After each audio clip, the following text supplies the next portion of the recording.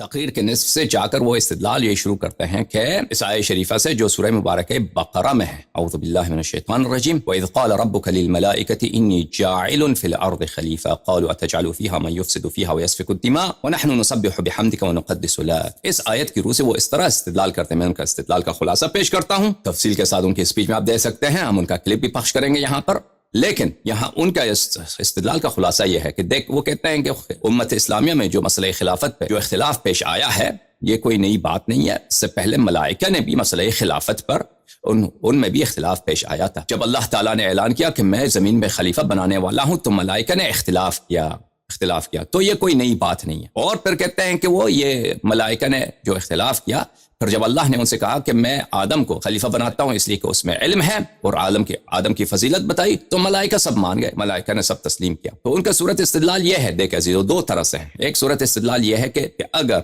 ملائکہ جو معصوم ہیں ان کے دل میں یہ خیال گزر سکتا ہے کہ خلافت کے مستحق ہم ہیں، تو اگر امیر المؤمنین علیہ الصلوۃ والسلام کے دل میں بھی یہ خیال گزرا ہو، ان کو یہ نستجیر باللہ توہم ہوا ہو کہ خلافت کا مستحق تو میں ہوں، ابو بکر نہیں ہے، تو اس میں کون سی بڑی بات؟ جب ملائکہ سے یہ سرزد ہو سکتا ہے تو ان سے بھی سرزد ہوا ہے، پہلی بات تو یہ ہے۔ دوسری بات یہ ہے، وہ یہ کہتے ہیں کہ اللہ تعالیٰ نے اس کہانی کو، اس داستان کو کہ ملائکہ نے آدم کی خلافت سے اختلاف کیا اور بعد میں راضی ہو، بعد میں ان کا اجماع ہو گیا، اس لیے بیان کیا ہے کہ تم امت اسلامیہ بھی اسی بات کو اس سے سیکھ لو، جیسے ملائکہ نے جو اختلاف کیا تھا بعد میں ان کے اختلاف برطرف ہو گئی، بعد میں جب آدم خلیفہ معین ہو گیا تو بعد میں انہوں نے اختلاف نہیں کیا، تم بھی ان سے سیکھ لو۔ ملائکہ نے کبھی اختلاف نہیں کیا، اسی طرح تم بھی ان سے سیکھ لو۔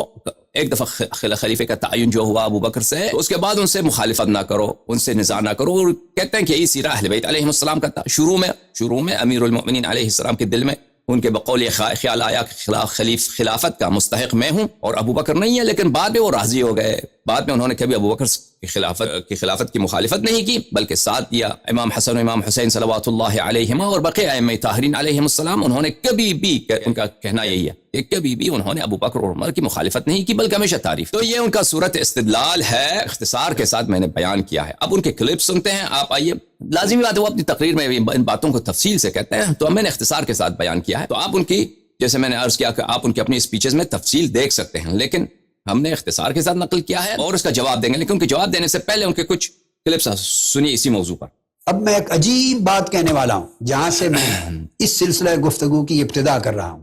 یہ خلافت ایک ایسا مسئلہ ہے کہ اس سے اختلاف صرف امت محمدی میں ہی پیدا نہیں ہوا، بلکہ انسانی تاریخ کا سب سے پہلا اختلاف بھی اسی خلافت کے مسئلے پر ہوا۔ یہ کہتے ہیں کہ خلافت جو امت اسلامیہ میں، پہلی تقریر ہماری آپ نے سنی نا، تقریر نمبر 6، اس میں ہم نے آپ کو بتایا کہ طاہر قادری اعتراف کرتے ہیں کہ سب مسلمانوں میں اختلاف تو بہت ہے، مختلف فقہی مسائل پر، عقیدتی مسائل پر، تفسیر میں، مختلف امور پر اختلاف ہے، ان کا جڑ کہاں ہے، ان کا اساس کہاں ہے؟ مسئلہ خلافت اور خلافت ابی بکر، یہ وہ اعتراف کرتے ہیں۔ اب کہتے ہیں کہ یہ کوئی نئی بات نہیں ہے، پوری تاریخ میں دیکھیں ہمیشہ خلافت پہ اختلاف رہا ہے، بلکہ سب اختلافات کا جڑ تاریخ میں دیکھیے تو اس وقت ہے جب اللہ تعالیٰ نے آدم علیہ السلام کو خلیفہ مقرر کرنا چاہا زمین پر۔ یہاں پہ ایک نقطہ یاد رکھیے، ابھی آگے جا کر ہمیں یہ کام آئے گا، جب یہ ہم آدم علیہ السلام کی خلافت پہ آگے والی تقاریر ان کی جو بات کریں گے، اس وقت وہ کہیں گے کہ آدم والی خلافت جو ہے وہ اور خلافت ہے، آدم علیہ السلام والی جو خلافت ہے، انی جاعل فی الارض خلیفہ، وہ اور خلافت ہے۔ ہم اس خلافت کی بات جو امت اسلامیہ میں کر رہے ہیں یہ اور خلافت، لیکن ابھی جو ہے وہ اقرار کر رہے ہیں کہ ایک ہی خلافت ہے، وہی خلافت جس خلافت پہ ابو بکر کی خلافت پہ نزاع ہوا ہے۔ اس امت پہ خلافت جانشین کون ہے؟ رسول پاک صلی اللہ علیہ وسلم پر اللہ کا حجت کون ہے زمین پر، اس پہ اختلاف ہے۔ وہی اختلاف ملائکہ کے وہ آدم کی خلقت کے زمانے میں ہوا تھا، ابھی اس بات کا اعتراف کر رہے ہیں، لیکن ابھی اس پہ فوکس ہمارا نہیں ہے، ابھی فوکس ہمارا اور بات پہ ہے کہ یہ کہنا کیا چاہ رہے ہیں اس موضوع پر کہ اساس خلافات کہاں سے ہے؟ اساس خلافت مسئلہ خلافت میں انسانی خلقت سے پہلے۔ دوسرا کلپ سنیے لیجئے ان کا۔ قرآن مجید میں اللہ رب العزت نے اعلان کیا، اعوذ باللہ من الشیطان الرجیم، اذ قال ربک للملائکۃ انی جاعل فی الارض خلیفہ، میں اب زمین میں خلافت کا نظام مقرر کرنے والا، اللہ رب العزت نے فرمایا میں اپنا خلیفہ مقرر کرنے والا ہوں۔ اب اس وقت تو نہ حضور علیہ الصلوۃ والسلام کا زمانہ تھا، نہ خلفائے راشدین تھے، نہ صحابہ کرام تھے، نہ اہل بیت، میں خلیفہ مقرر کرنے والا ہوں۔ تو کیا ہوا؟ اس وقت تو صرف ملائکہ تھے یا جنات تھے، پہلا انسان تھا سیدنا آدم علیہ السلام، اور باقی نسل انسانی تو ابھی شروع نہیں ہوئی تھی۔ تو جب یہ فرمایا کہ میں پیدا کرنے والا ہوں زمین میں خلیفہ، اس کے اوپر اختلاف ہو گیا، پہلا اختلاف اس نے جنم لیا۔ ملائکہ نے کہا، اب یہ بات سمجھنے والی ہے، میں اس آیت کریمہ اور اس مقام سے چند نکات اخذ کروں گا اور بڑے لطیف اور بڑے دقیق اور بڑے مفید. سن رہے ہیں عزیزو، یہ کہہ رہے ہیں کہ میں بہت لطیف دقیق نکات استنتاج کروں گا اور استنباط کروں گا اس آیت شریفہ سے، اسی کہانی سے. خوب اپنی ان کی تعریف سنیے، یہ خود اپنی کس زبان سے تعریف کرتے ہیں. اور جو سلیم الطبع لوگ ہیں انہیں بہت کچھ اسی ایک مقام سے مل جائے. کریمہ اور اس مقام سے چند نکات اخذ کروں گا اور بڑے لطیف اور بڑے دقیق اور بڑے مفید. یہ چند نکات اخذ کریں گے، بہت دقیق، بہت مفید اور بہت فائدہ مند صاحب عقل لوگوں کے لیے. اور جو سلیم الطبع لوگ ہیں انہیں بہت کچھ اسی ایک مقام سے مل جائے گا. اچھی بات ہے. وہ نکات کیا ہیں عزیزو؟ ان کی نکات سنتے ہیں. نکات یہ ہیں، جب وہ معصوم تھے تو معصوموں کے ذہن میں خیال آیا کہ خلافت کے حقدار ہم ہیں. تو وہی کانسیپٹ جو ہم نے بتایا کہ ملائکہ معصوم ہیں، معصومہ کے ذہن میں آیا کہ خلافت کے حقدار ہم ہیں. باری تعالیٰ آپ ایک بشر کو، ایک انسان کو زمین میں خلیفہ بنا رہا ہے. زمین میں یہ فساد انگیزی کرے گا، قتل و غارت گری ہوگی انسانوں کے ہاتھوں، جھگڑے ہوں گے، خون بہے گا. اس کو خلافت نہ دے، ہمیں دے، ہم حقدار ہیں. کیوں؟ نحن نسبح بحمدک ونقدس لک. ہم خود بھی معصوم ہیں، ہمارے ہاتھوں کسی کا قتل نہیں ہو سکتا، کسی کا خون نہیں بہہ سکتا، کسی سے زیادتی نہیں ہو سکتی. ملائکہ سوچ رہے ہیں. اور پھر ہم سراپا حمد ہیں، سراپا تقدیس ہیں. ہم وقت تیری عبادت کرتے، تیری حمد کرتے، تیری تعریف کرتے، تیری تنزیح کرتے، تیری تسبیح کرتے، تیری تحمید کرتے. دیکھیے انہوں نے حضرت آدم علیہ السلام کی خلافت کے تقرر کے موقع پر نہ صرف یہ کہ خود کو حقدار جانا، بلکہ حقدار جاننے کے ساتھ اپنے، اگلی بات کہہ رہا ہوں، اپنے حقدار ہونے اور حق ہونے کا اظہار بھی کر دیا. دوسری بات، تو اگر بعض کتابوں میں سیدنا مولا علی شیر خدا رضی اللہ تعالیٰ عنہ کے کلام مبارک میں یہ تذکرہ ملتا ہے، یہ ایسا نہ سمجھ لینا کہ میں نے اس طرح یہ بات کہہ کے تو اس موضوع کو سمیٹ دیا. نہیں، یہ سب اجمالی باتیں ہو رہی ہیں، تمہیدی. میں نے عرض کیا ایک ایک موضوع کو الگ الگ لوں گا، ایک ایک کتاب کو لوں گا، ایک ایک روایت کو لوں گا. جو انداز دفاع شان علی مرتضیٰ کا تھا یہ عمر بھر جو رہا ہے، اس موضوع کا بھی اسی طرح انشاءاللہ انداز ہوگا. کوئی چیز میں ایسے اغماز کر کے آنکھیں بند کر کے نہیں گزر جاؤں. تو میں تو یہ تمہیدی بعض مقدمات سمجھا رہا ہوں. تو اگر ان کے کلام میں، سیدنا مولا علی المرتضیٰ کے کلام میں اگر یہ ذکر کہیں ملے کہ ہم حقدار تھے یا ہمارا خیال تھا کہ ہمارا بھی حق ہے اہل بیت، کیا گناہ کی بات ہے، انہوں نے کیا گناہ کر دیا، یہ بات ملائکہ نے بھی سمجھی تھی. اگر انہوں نے کہیں کہہ دیا سیدنا صدیق اکبر سے مذاکرہ میں، کلام میں، آگے تفصیلات آئیں گی انشاءاللہ، میں ایک ایک ایشو کو ایڈریس کروں گا تفصیل سے، کتابیں سامنے رکھ کر ذکر کر دیا، تو اس سے بہت لمبی بات ہم اخذ کیوں کرتے ہیں. ملائکہ نے بھی خود اللہ کے سامنے اظہار کر دیا تھا، نحن نسبح بحمدک ونقدس لک، اللہ کے سامنے کر دیا تھا. اور اللہ پاک بتا بھی رہا ہے. کیوں بتا رہا ہے؟ اگلا ایک سوال پیدا ہوتا ہے. ایک واقعہ تھا تخلیق آدم کے وقت، فرشتوں نے ایک بات کی، اللہ نے جواب دے دیا، بات ختم ہو گئی. اس کو ہزاروں لاکھوں برس بیت گئے. آخری کتاب قرآن مجید میں اس پوری تفصیل کو لانے کا مقصد کیا ہے؟ اور ایک بار نہیں، بار بار لایا جا رہا ہے. امت کو تفرقہ سے بچانے کے لیے ایک راہ ہدایت بتایا جا رہا ہے. بھائی معاملات ایسے بھی ہوتے ہیں، ان کو یوں ڈیل کیا کرو، اس کو اتنا نہیں بڑھاتے.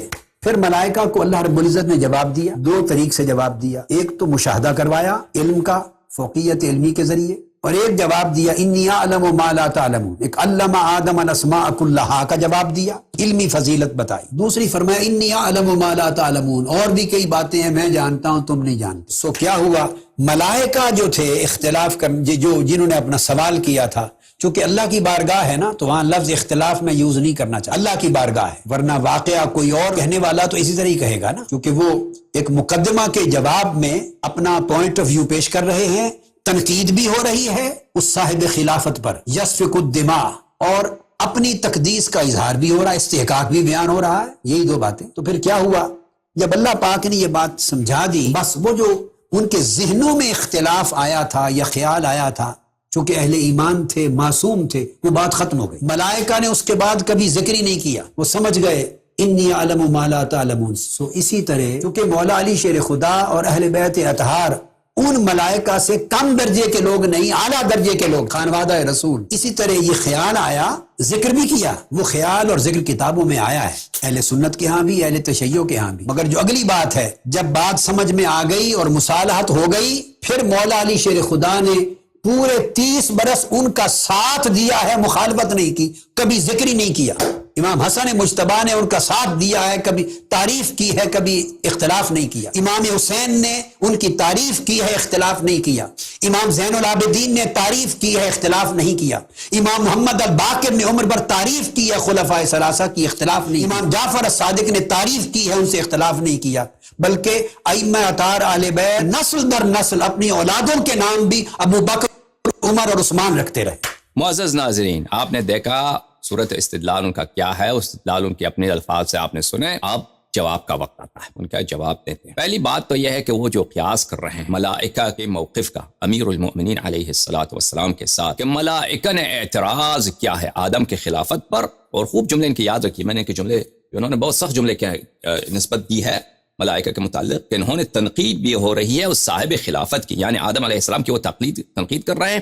من یفسد فیہا ویسفک الدماء, کہ یہ آدم تو وہ ہیں جو من یفسد فیہا, زمین میں فساد کریں گے اور خون بہائیں گے. دیکھیں یہ قیاس مع الفارق ہے. کیوں قیاس مع الفارق؟ وجہ اس کی یہ ہے کہ ملائکہ, ان کی بات ہو رہی شیعوں سے, ملائکہ جو اللہ نے اعلان کیا انی جاعل فی الارض خلیفہ, میں زمین میں ایک خلیفہ بناؤں گا. انی جاعل فی الارض خلیفہ, میں زمین پہ ایک خلیفہ بناؤں گا. اب یہ خلیفہ کون ہے نہیں بتایا, خلیفہ کون ہے. انی جاعل, میں زمین پہ ایک خلیفہ بناؤں گا. دیکھیں آیت تو یہ ہے, ملاحظہ فرمائیے آیت کو, فرمایا انی جاعل فی الارض خلیفہ, میں زمین پہ ایک خلیفہ, ایک جانشین بناؤں گا, زمین پہ ایک جانشین بناؤں گا. اب یہ جانشین کون ہے یہ تو نہیں بتایا نا. اور اسی آیت سے پتہ چل جاتا ہے, گرچہ جو عامہ مفسرین ہیں, جماعت عمریہ کے مفسرین, وہ ان باتوں سے غافل ہیں. یہ اور طاہر قاضی خود بھی غافل ہے. وہ سمجھ رہے ہیں کہ ملائکہ نے یہ جو بات کہی ہے, قالوا اتجعل فیہا من یفسد فیہا ویسفک الدماء, یہ صاحب خلافت سے کی بات ہو رہی ہے, کہ یعنی آدم علیہ السلام جو صاحب خلافت ہیں, حضرت آدم علیہ السلام, ملائکہ نے ان کے متعلق کہا ہے آپ ان کو خلیفہ بنانے جا رہے ہیں جو زمین میں فساد کرے گا اور ناحق خون بہائے گا. یہ عام طور پہ یہ اس طرح پیش کرتے ہیں, حالانکہ یہ جملہ بہت خطرناک جملہ ہے, بلکہ یہ کفر ہے. دیکھیں آدم علیہ السلام نبی ہیں. سب جانتے ہیں کہ کسی نبی کی بے احترامی کرنا چاہیے کہ اس کو آپ گالی دیں. آپ ایک شخص کو مفسد کہیں, فاسد کہیں, گالی ہے یا نہیں ہے؟ آپ مجھے بتائیے. آپ کہیں فلاں شخص فاسد, بالکل یہ گالی ہے. یہ ناحق خون بناتا ہے, یہ قاتل آدمی ہے, بے گناہ انسانوں کا مار ڈالتا ہے, یہ تو گالی ہے. عامہ جو مفسرین ہیں ان کے نزدیک یہی ہے کہ ملائکہ نے کن سے کہا, ہاں آدم علیہ السلام کے متعلق کہا ہے کہ یہ تو فاسد ہے, یہ تو خون بہائے گا. حالانکہ یہ ہو ہی نہیں سکتا, یہ سب ملائکہ کا تکفیر ہے. طاہر قادری کے نزدیک وَإِذْ قَالَ رَبُّكَ لِلْمَلَائِكَةِ إِنِّي جَاعِلٌ فِي الْأَرْضِ خَلِيفَةً, قالوا, یہ کلمہ قالوا, ملائکہ نے جواب دیا. بولنے والا کون ہے؟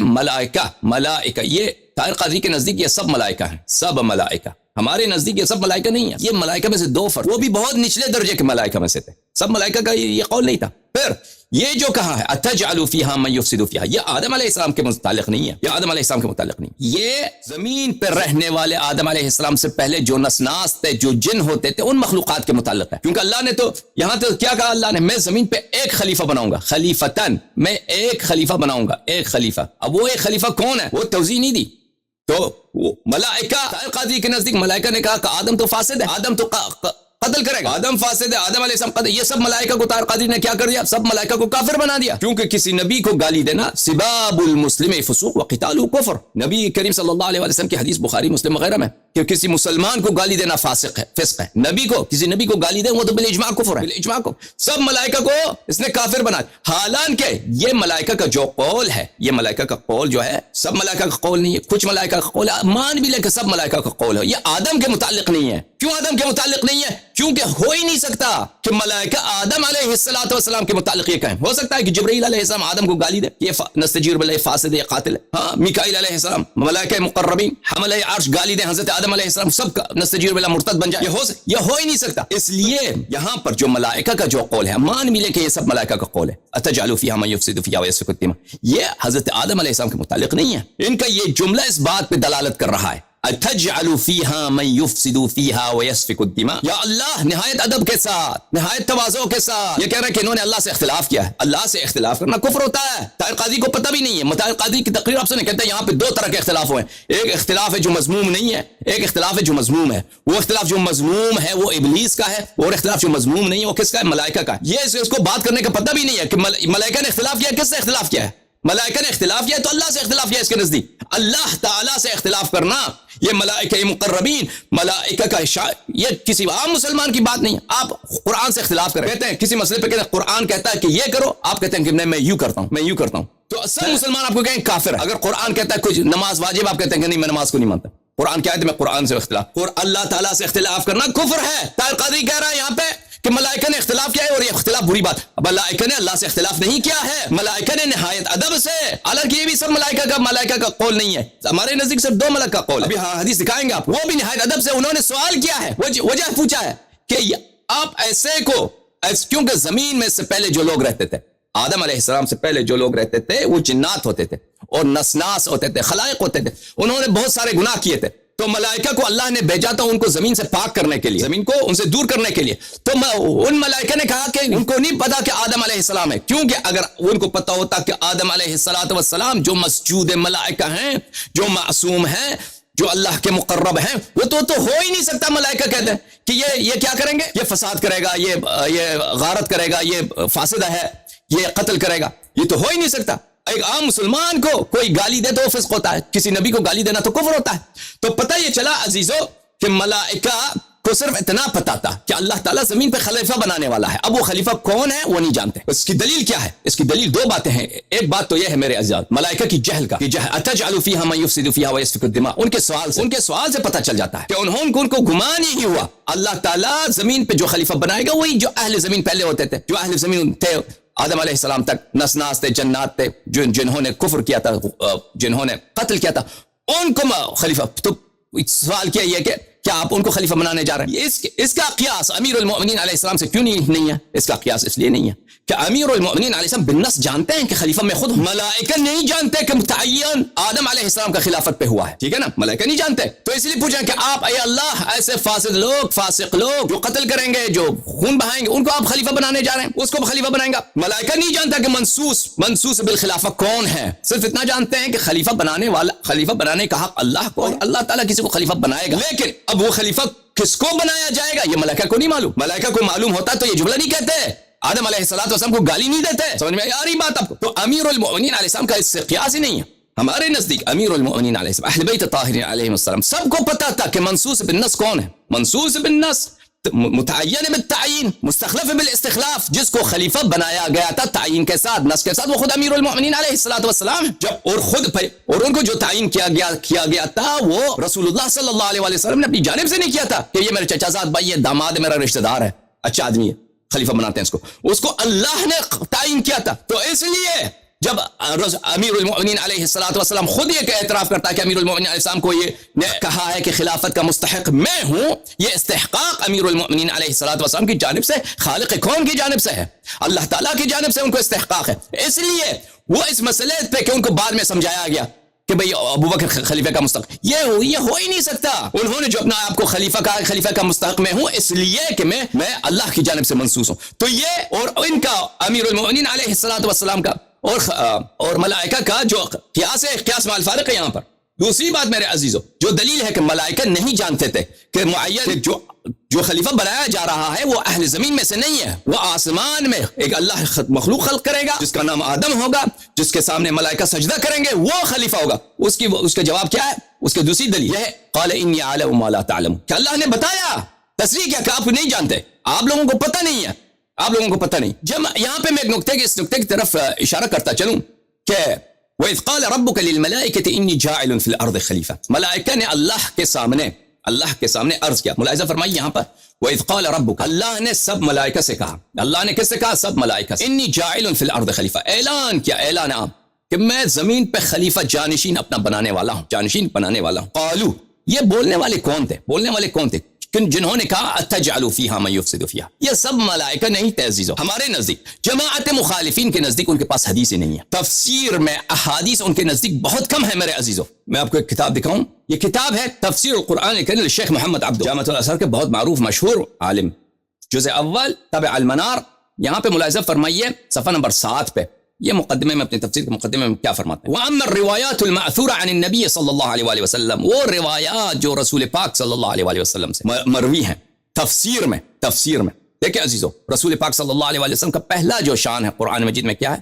وَالَّذِي بَعَثَ فِي الْأُمِّيِّينَ رَسُولًا مِّنْهُمْ يَتْلُو عَلَيْهِمْ آيَاتِهِ وَيُزَكِّيهِمْ وَيُعَلِّمُهُمُ الْكِتَابَ وَالْحِكْمَةَ. یہ وہ نبی ہیں صلی اللہ علیہ وسلم، پہلا شان ان کا کیا ہے؟ یتلو علیہم آیات، تلاوت آیات الہی، تلاوت کرتے ہیں، قرآن سناتے ہیں، قرآن پڑھاتے ہیں، قرآن وَيُزَكِّيهِمْ، گناہوں سے ان کو پاک کرتے ہیں, بری عادات سے ان کو پاک کرتے ہیں. وَيُعَلِّمُهُمُ الْكِتَابَ, اور ان کو قرآن کریم کی تعلیم دیتے ہیں. اب جو نبی کریم صلی اللہ علیہ وسلم کی شان ہی یہی ہے, مشن ہی یہی ہے اللہ کی جانب سے, کہ وہ اللہ کا جو کلام ہے خلائق تک پہنچائیں. ٹھیک ہے نا. مزے کی تو بات یہ ہے کہ عقل کہاں ہے مسلمانوں کی. اللہ کی جانب سے مشن کیا ہے کہ اللہ کے آیات سب تک پہنچائیں. تو جب مرے تھے اس وقت جب وفات ہوا تھا رسول پاک صلی اللہ علیہ وسلم کی, جب بلکہ شہادت ہوئی تھی, اس زمانے میں قرآن نہ جمع ہے کچھ بھی نہیں, اور بہت سے کم لوگوں کو آتا ہے. وہ اب قرآن کے متعلق جب یہ قرآن سے متعلق بات کریں گے نا قادری, اس وقت ہم بتائیں گے کہ جماعت عمریہ کا اصل عقیدہ, ایک عقیدہ ان کا یہ ہے جو ان کے عوام جانتے ہیں, ان کے علماء جو ہیں وہ زبان سے رٹا لگایا ہوا وہ کہتے ہیں قرآن کے متعلق. ایک عقیدہ ہے جو ان کی کتابوں میں ہے, جو صحابہ کا عقیدہ ہے, جو ان بخاری مسلم کا اپنا عقیدہ ہے, جو احمد بن حنبل کی مرویات صحیح ہیں جن پہ ان کا ایمان ہے. وہ اب ہم جب ہم آپ کو دکھائیں گے تو پھر وہ تو پتہ چلے گا نا کہ وہ ہندو کا بھی عقیدہ وہ نہیں ہو سکتا. تو پھر ہم جب آپ کو وہ دکھائیں گے تو پھر پتہ چلے گا کہ قرآن کے متعلق ان کا اصل عقیدہ کیا ہے, کہ قرآن کی تاریخ ان کے نزدیک کیا ہے. جب وہ دنیا سے گئے رسول پاک صلی اللہ علیہ وسلم, یہ قرآن بہت کم صحابہ نے پڑھا تھا, اور قرآن کسی کے پاس تو تھی ہی نہیں سوائے امیر المؤمنین علیہ الصلوۃ والسلام. پہلی بات تو یہ. دوسری بات, وہ نبی کریم صلی اللہ علیہ وسلم جن کا کام یہ کہ قرآن کی تلاوت کرے اور قرآن پڑھائے, قرآن سکھائے, تعلیم قرآن دے. اچھا بڑی بات ہے. جو شخص ساری عمر اس کے کام ہے یہ قرآن سکھائے, اس سے تو احادیث تو بہت ہونی چاہیے. تفسیر قرآن مثلا یہ آئے خلقت آدم علیہ السلام ہے, ملائکہ نے اختلاف ہے, اس میں تو بہت ساری احادیث ان کے پاس ہونی چاہیے. حدیث ایک بھی نہیں ہے ان کے پاس. محمد عبدو کہتے ہیں کہ مرویات معثورہ فی التفسیر عن النبی صلی اللہ علیہ وسلم فی التفسیر والصحیح من هذا ذاک قلیل. کہتے ہیں ہمارے پاس صحیح احادیث تفسیر میں بہت کم ہیں. واکثر التفسیر المأثور الذي قد سرى الى الرواة من الزنادقة اليهود والفرس ومسلمة اہل الكتاب كما قال الحافظ ابن كثير. اکثر جو ہمارے پاس تفاسیر ہیں جو روایت سے ہمیں پہنچے ہیں وہ کن سے مروی ہیں؟ تفسیر میں اکثر ہماری روایات, یہ خود اعتراف ان کا, وہ کن کی ہے؟ زنادقہ, زندیقوں کے. زنادقہ کیا تفاسیر حدیث ایک شخص زندیق ہے بھائی, اس کو اپنا اللہ پہ ایمان ہے, نہ رسول پہ صلی اللہ علیہ وسلم پہ ایمان. زنادقہ یہود اور زنادقہ فارس بولتے ہیں ایران کو. وہ مسلمت اہل کتاب, اور جو اہل کتاب یہود نصارہ انہوں نے کہا تھا کہ مسلمان ہوئے, ان کے مرویات کو ہم نے داخل کیا ہے تفسیر میں. تو اس کا قول ہے, یہ کہتا ہے حافظ ابن کثیر کا بھی یہ قول ہے. وجل ذلك خرافات و مفتریات. اغلب ہم یہ کہتے ہیں, اغلب کہتے ہیں پہلی بات تو ہے کہ صحیح احادیث ہمارے پاس کم ہے, اس کے بعد وہ اکثر جو احادیث ہمارے پاس ہیں جل ذلك وہ کیا ہے؟ خرافات ہیں, خرافی باتیں, مفتریات ہیں. ومفتریات صدقهم فيها الرواة حتى بعض الصحابہ, کہ اس میں سے صحابہ نے بھی انہی مفتریات پہ ایمان لایا, صحابہ نے بھی انہی مفتریات پہ, انہی زنادقہ کی باتوں پہ ایمان لایا. ولذلك قال احمد, اسی لیے احمد بن حنبل نے کہا ہے ثلاثة ليس لها اصل التفسیر والملاحم والمغازی. احمد بن حنبل کا قول ہے کہ تین چیزیں یہ ہیں کہ ان میں کوئی صحیح حدیث ہمارے پاس ہے ہی نہیں. احمد بن حنبل کا ہمارے پاس کوئی صحیح حدیث ہے ہی نہیں. اس میں ایک ہے مغازی, رسول پاک صلی اللہ علیہ وسلم کے غزوات پہ کیا گزرے ہیں, ان کے غزووں میں کیا, ہمارے پاس کوئی صحیح حدیث نہیں. احمد کا قول. تفسیر ہمارے پاس کوئی صحیح حدیث نہیں. اور ایک ہے ملاحم کس کو بولتے ہیں؟ فتن آخر الزمان میں. الاتقان فی علوم القرآن تعلیف ابو بکر السیوطی, یہ سیوطی صاحب کی معروف و مشہور کتاب الاتقان, اور ان کی کتاب در منثور, جماعت مخالفین کی سب سے اہم کتاب جو مرویات میں, تفسیر مرویات میں جمع کیا انہوں نے. وہ کون سی ہے؟ ایک تو تبری ہے, ایک تفسیر ابن ابی حاتم رازی ہے, ایک تفسیر ہے کیا ہے؟ تفسیر در منثور ہے. اور یہ اس فن میں بہت خبیر آدمی ہیں, اس فن میں بہت مہارت رکھتے ہیں. الاتقان ان کی کتاب ویسے بھی مشہور ہے. الاتقان چھاپ دار الفکر 1429 میں کتاب چھپی. یہاں پہ ملاحظہ فرمائیے صفحہ نمبر 552 میں کیا فرماتے ہیں. کہتا ہے زرکشی نے برہان میں فرمایا ہے کہ قرآن میں جو شخص تحقیق کرے گا, وہ تفسیر مانگے گا, اس کے لیے چار اس کے پاس کیا ہے؟ 4 منابع ہیں تفسیر. سب سے پہلا منبع کون سا ہے تفسیر کے لیے؟ لازمی بات ہے النقل عن النبی صلی اللہ علیہ وسلم. سب سے بہترین جو قرآن کی تفسیر کون کرے گا؟ لازمی بات ہے مفسر قرآن, جو اللہ کی جانب سے وہ ڈیوٹی اس کی ہے کہ تفسیر قرآن کریں. ڈیوٹی ہے, ٹھیک ہے, ہم اس پہ ایمان لاتے ہیں. کتنے حدیث ہے تمہارے پاس؟ جماعت ہمارے بتاؤ ہمیں کتنی حدیث ہے. رسول پاک صلی اللہ علیہ وسلم دنیا سے چلے گئے, قرآنی آیات میں اتنے مبہمات الا ماشاء اللہ, اتنے متشابہات, اتنی کہانیاں, انبیاء علیہ السلام کی کہانیاں, کچھ تفسیر ہمارے پاس نہیں ہے, تفصیل نہیں ہے. ابھی تم نے خود آیت نقل کیا ہے طاہر قادری نے, سب ملائکہ کو, اور صرف طاہر قادری کی بات نہیں ہے, جماعت عمریہ کے جل مفسرین نہیں ہے. کہتے ہیں ملائکہ نے کہا کہ آدم جو ہے کیا کریں گے؟ آدم وہ زمین پہ فساد کریں گے. آدم کو گالی دی, اتنا دیا نہیں رکھا تم نے کہ آدم کو گالی دینا کفر ہے. سب ملائکہ کو تم نے مرتد بنا دیا, واجب القتل بنا دیا. سب سے پہلا منبع کون ہے؟ نقل نبی صلی اللہ علیہ وسلم. وهذا هو الطراز المعلم لیکن یجب الحذر من الضعیف منه والموضوع فانه كثير. لیکن حدیث میں ہمارے پاس جو تفاسیر ہیں, تفسیر میں روایت ہیں حدیث کی, اس میں برخبردار رہیں کہ اس میں ضعیف بہت ہے اور موضوع بہت ہے، جھوٹی احادیث بہت ہے. قلت الذي صح من ذلك قليل جدا بل اصل المرفوع منه في غاية القلة. کہتا ہے کہ صحیح حدیث رسول پاک صلی اللہ علیہ وآلہ وسلم سے ہمارے پاس بہت کم ہے. صحیح حدیث تفسیر میں ہمارے رسول پاک صلی اللہ علیہ وآلہ وسلم سے قلیل جدا کا کیا مطلب؟ بہت کم ہے. بل اصل المرفوع منه، مرفوع بولتے ہیں اس حدیث کو جو نسبت دیا گیا اور رسول پاک صلی اللہ علیہ وسلم رفع کیا گیا اور رسول پاک صلی اللہ علیہ وسلم تک، یعنی رسول پاک صلی اللہ علیہ وسلم مرفوع. جو رسول پاک صلی اللہ علیہ وسلم سے منقول ہے وہ بہت ہی کم ہے. وسأسردها كلها في آخر الكتاب انشاءاللہ، اور آخر کتاب میں منصب احادیث جو رسول پاک صلی اللہ علیہ وسلم سے مروی ہے میں ان سب کو جمع کروں گا آخر کتاب اتقان میں. کتنے احادیث جمع کیے ہوں گے اس نے؟ سیوطی جو صاحب الدر منثور ہے، مرویات پہ اس کو کافی احاطہ ہے کہ اس کی کتاب ہے جمع الجوامع. سب سے بڑا جو جماعت مخالفین کے پاس احادیث کا جو مجموعہ جمع الجوامع، کس کی تصنیف؟ سیوطی کی. در منثور تفسیر میں مرویات کی تفسیر مروی ہے، سب کو جمع کیا اس نے. اچھا آخر کتاب میں کہتا ہے اسی اتقان کے آخر میں سب احادیث کو جمع کروں گا جو صحیح ہیں جو رسول پاک صلی اللہ علیہ وسلم سے منقول ہیں. قرآن کی کتنے صورتیں ہیں؟ 114 صورتیں. کتنے آیات ہیں؟ 6600 کچھ آیتیں ہیں.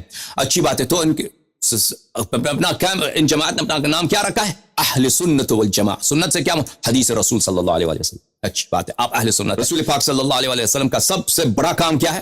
قرآن سکھانا. تو آپ کے پاس تو بہت ساری، آپ تو ہماری طرف اقلیت میں بھی نہیں تھے نا کہ آپ کو جلایا گیا ہو، آپ کو برباد کیا گیا ہو. حکومتیں ہمیشہ آپ کے پاس، آپ کے علماء ہمیشہ حکومتوں سے پیسے لیتے رہے، آپ کے صحابہ کے پاس حکومت، اس کے بعد تابعین کے پاس حکومت. آپ کے پاس تو کوئی عذر ہی نہیں ہے. کیوں؟ آپ سیوطی کہتے ہیں کہ احادیث جو مروی احادیث ہیں رسول پاک صلی اللہ علیہ وسلم کی تفسیر میں بہت کم ہے، اور میں اس کتاب کے آخر میں ان احادیث کو جمع کروں گا. تو قرآن کی 6666 آیات ہیں، تو ان کے پاس کتنی احادیث ہوں گے جو سیوطی نے آخر اتقان میں جمع کیا؟ آپ گنتی کر لیں، 30 سے کم ہے. میں نے ابھی جو مجھے یاد پڑتا ہے میں نے حساب کیا، گنتی کیا کہ وہ کتنے 28 حدیث ہیں مجھے جو یاد پڑتا ہے. 28 کے لگ بھگ حدیث ہیں، 30 کے لگ بھگ. بہت عرصہ ہوا اس نے اتقان اسی کتاب الاتقان فی علوم القرآن کے آخر میں اسے لایا ہے. اب شاید ہو سکتا ہے میری یادداشت کچھ بہت سال ہوئے میں نے جو گنتی کیا تھا، اب شاید اوپر کچھ نیچے ہو. آپ خود ملاحظہ کیجئے وہ اتقان کے آخر میں. ٹھیک ہے عزیزو، ان کے نزدیک تفسیر میں حدیث بہت کم ہے. ہمارے نزدیک الحمدللہ تفاسیر میں احادیث بہت زیادہ ہے. احادیث بہت زیادہ ہے اہل بیت الطاہرین علیہم الصلوۃ والسلام سے. کہنے کا مقصد یہ کہ اتجعل فیہا من یفسد فیہا ویسفک الدماء. پہلی بات تو یہ ہے یہ ملائکہ نے نہایت ادب سے کیا تھا، اور ملائکہ نے یہ کوئی اختلاف نہیں کیا اللہ تعالیٰ سے کہ یہ شخص کہتا ہے اختلاف کیا ہے. اللہ تعالیٰ اس کا کوئی فرمان ہے نہ ماننا، اس سے اختلاف کرنا، یہ ملائکہ کے لائق، ایک عام مسلمان کے لائق کام شان نہیں ہے. اب وحی اللہ کا فرمان قرآن میں ہم نے رسول پاک صلی اللہ علیہ وسلم کو نہیں دیکھا. ٹھیک ہے، آپ نے نہیں دیکھا.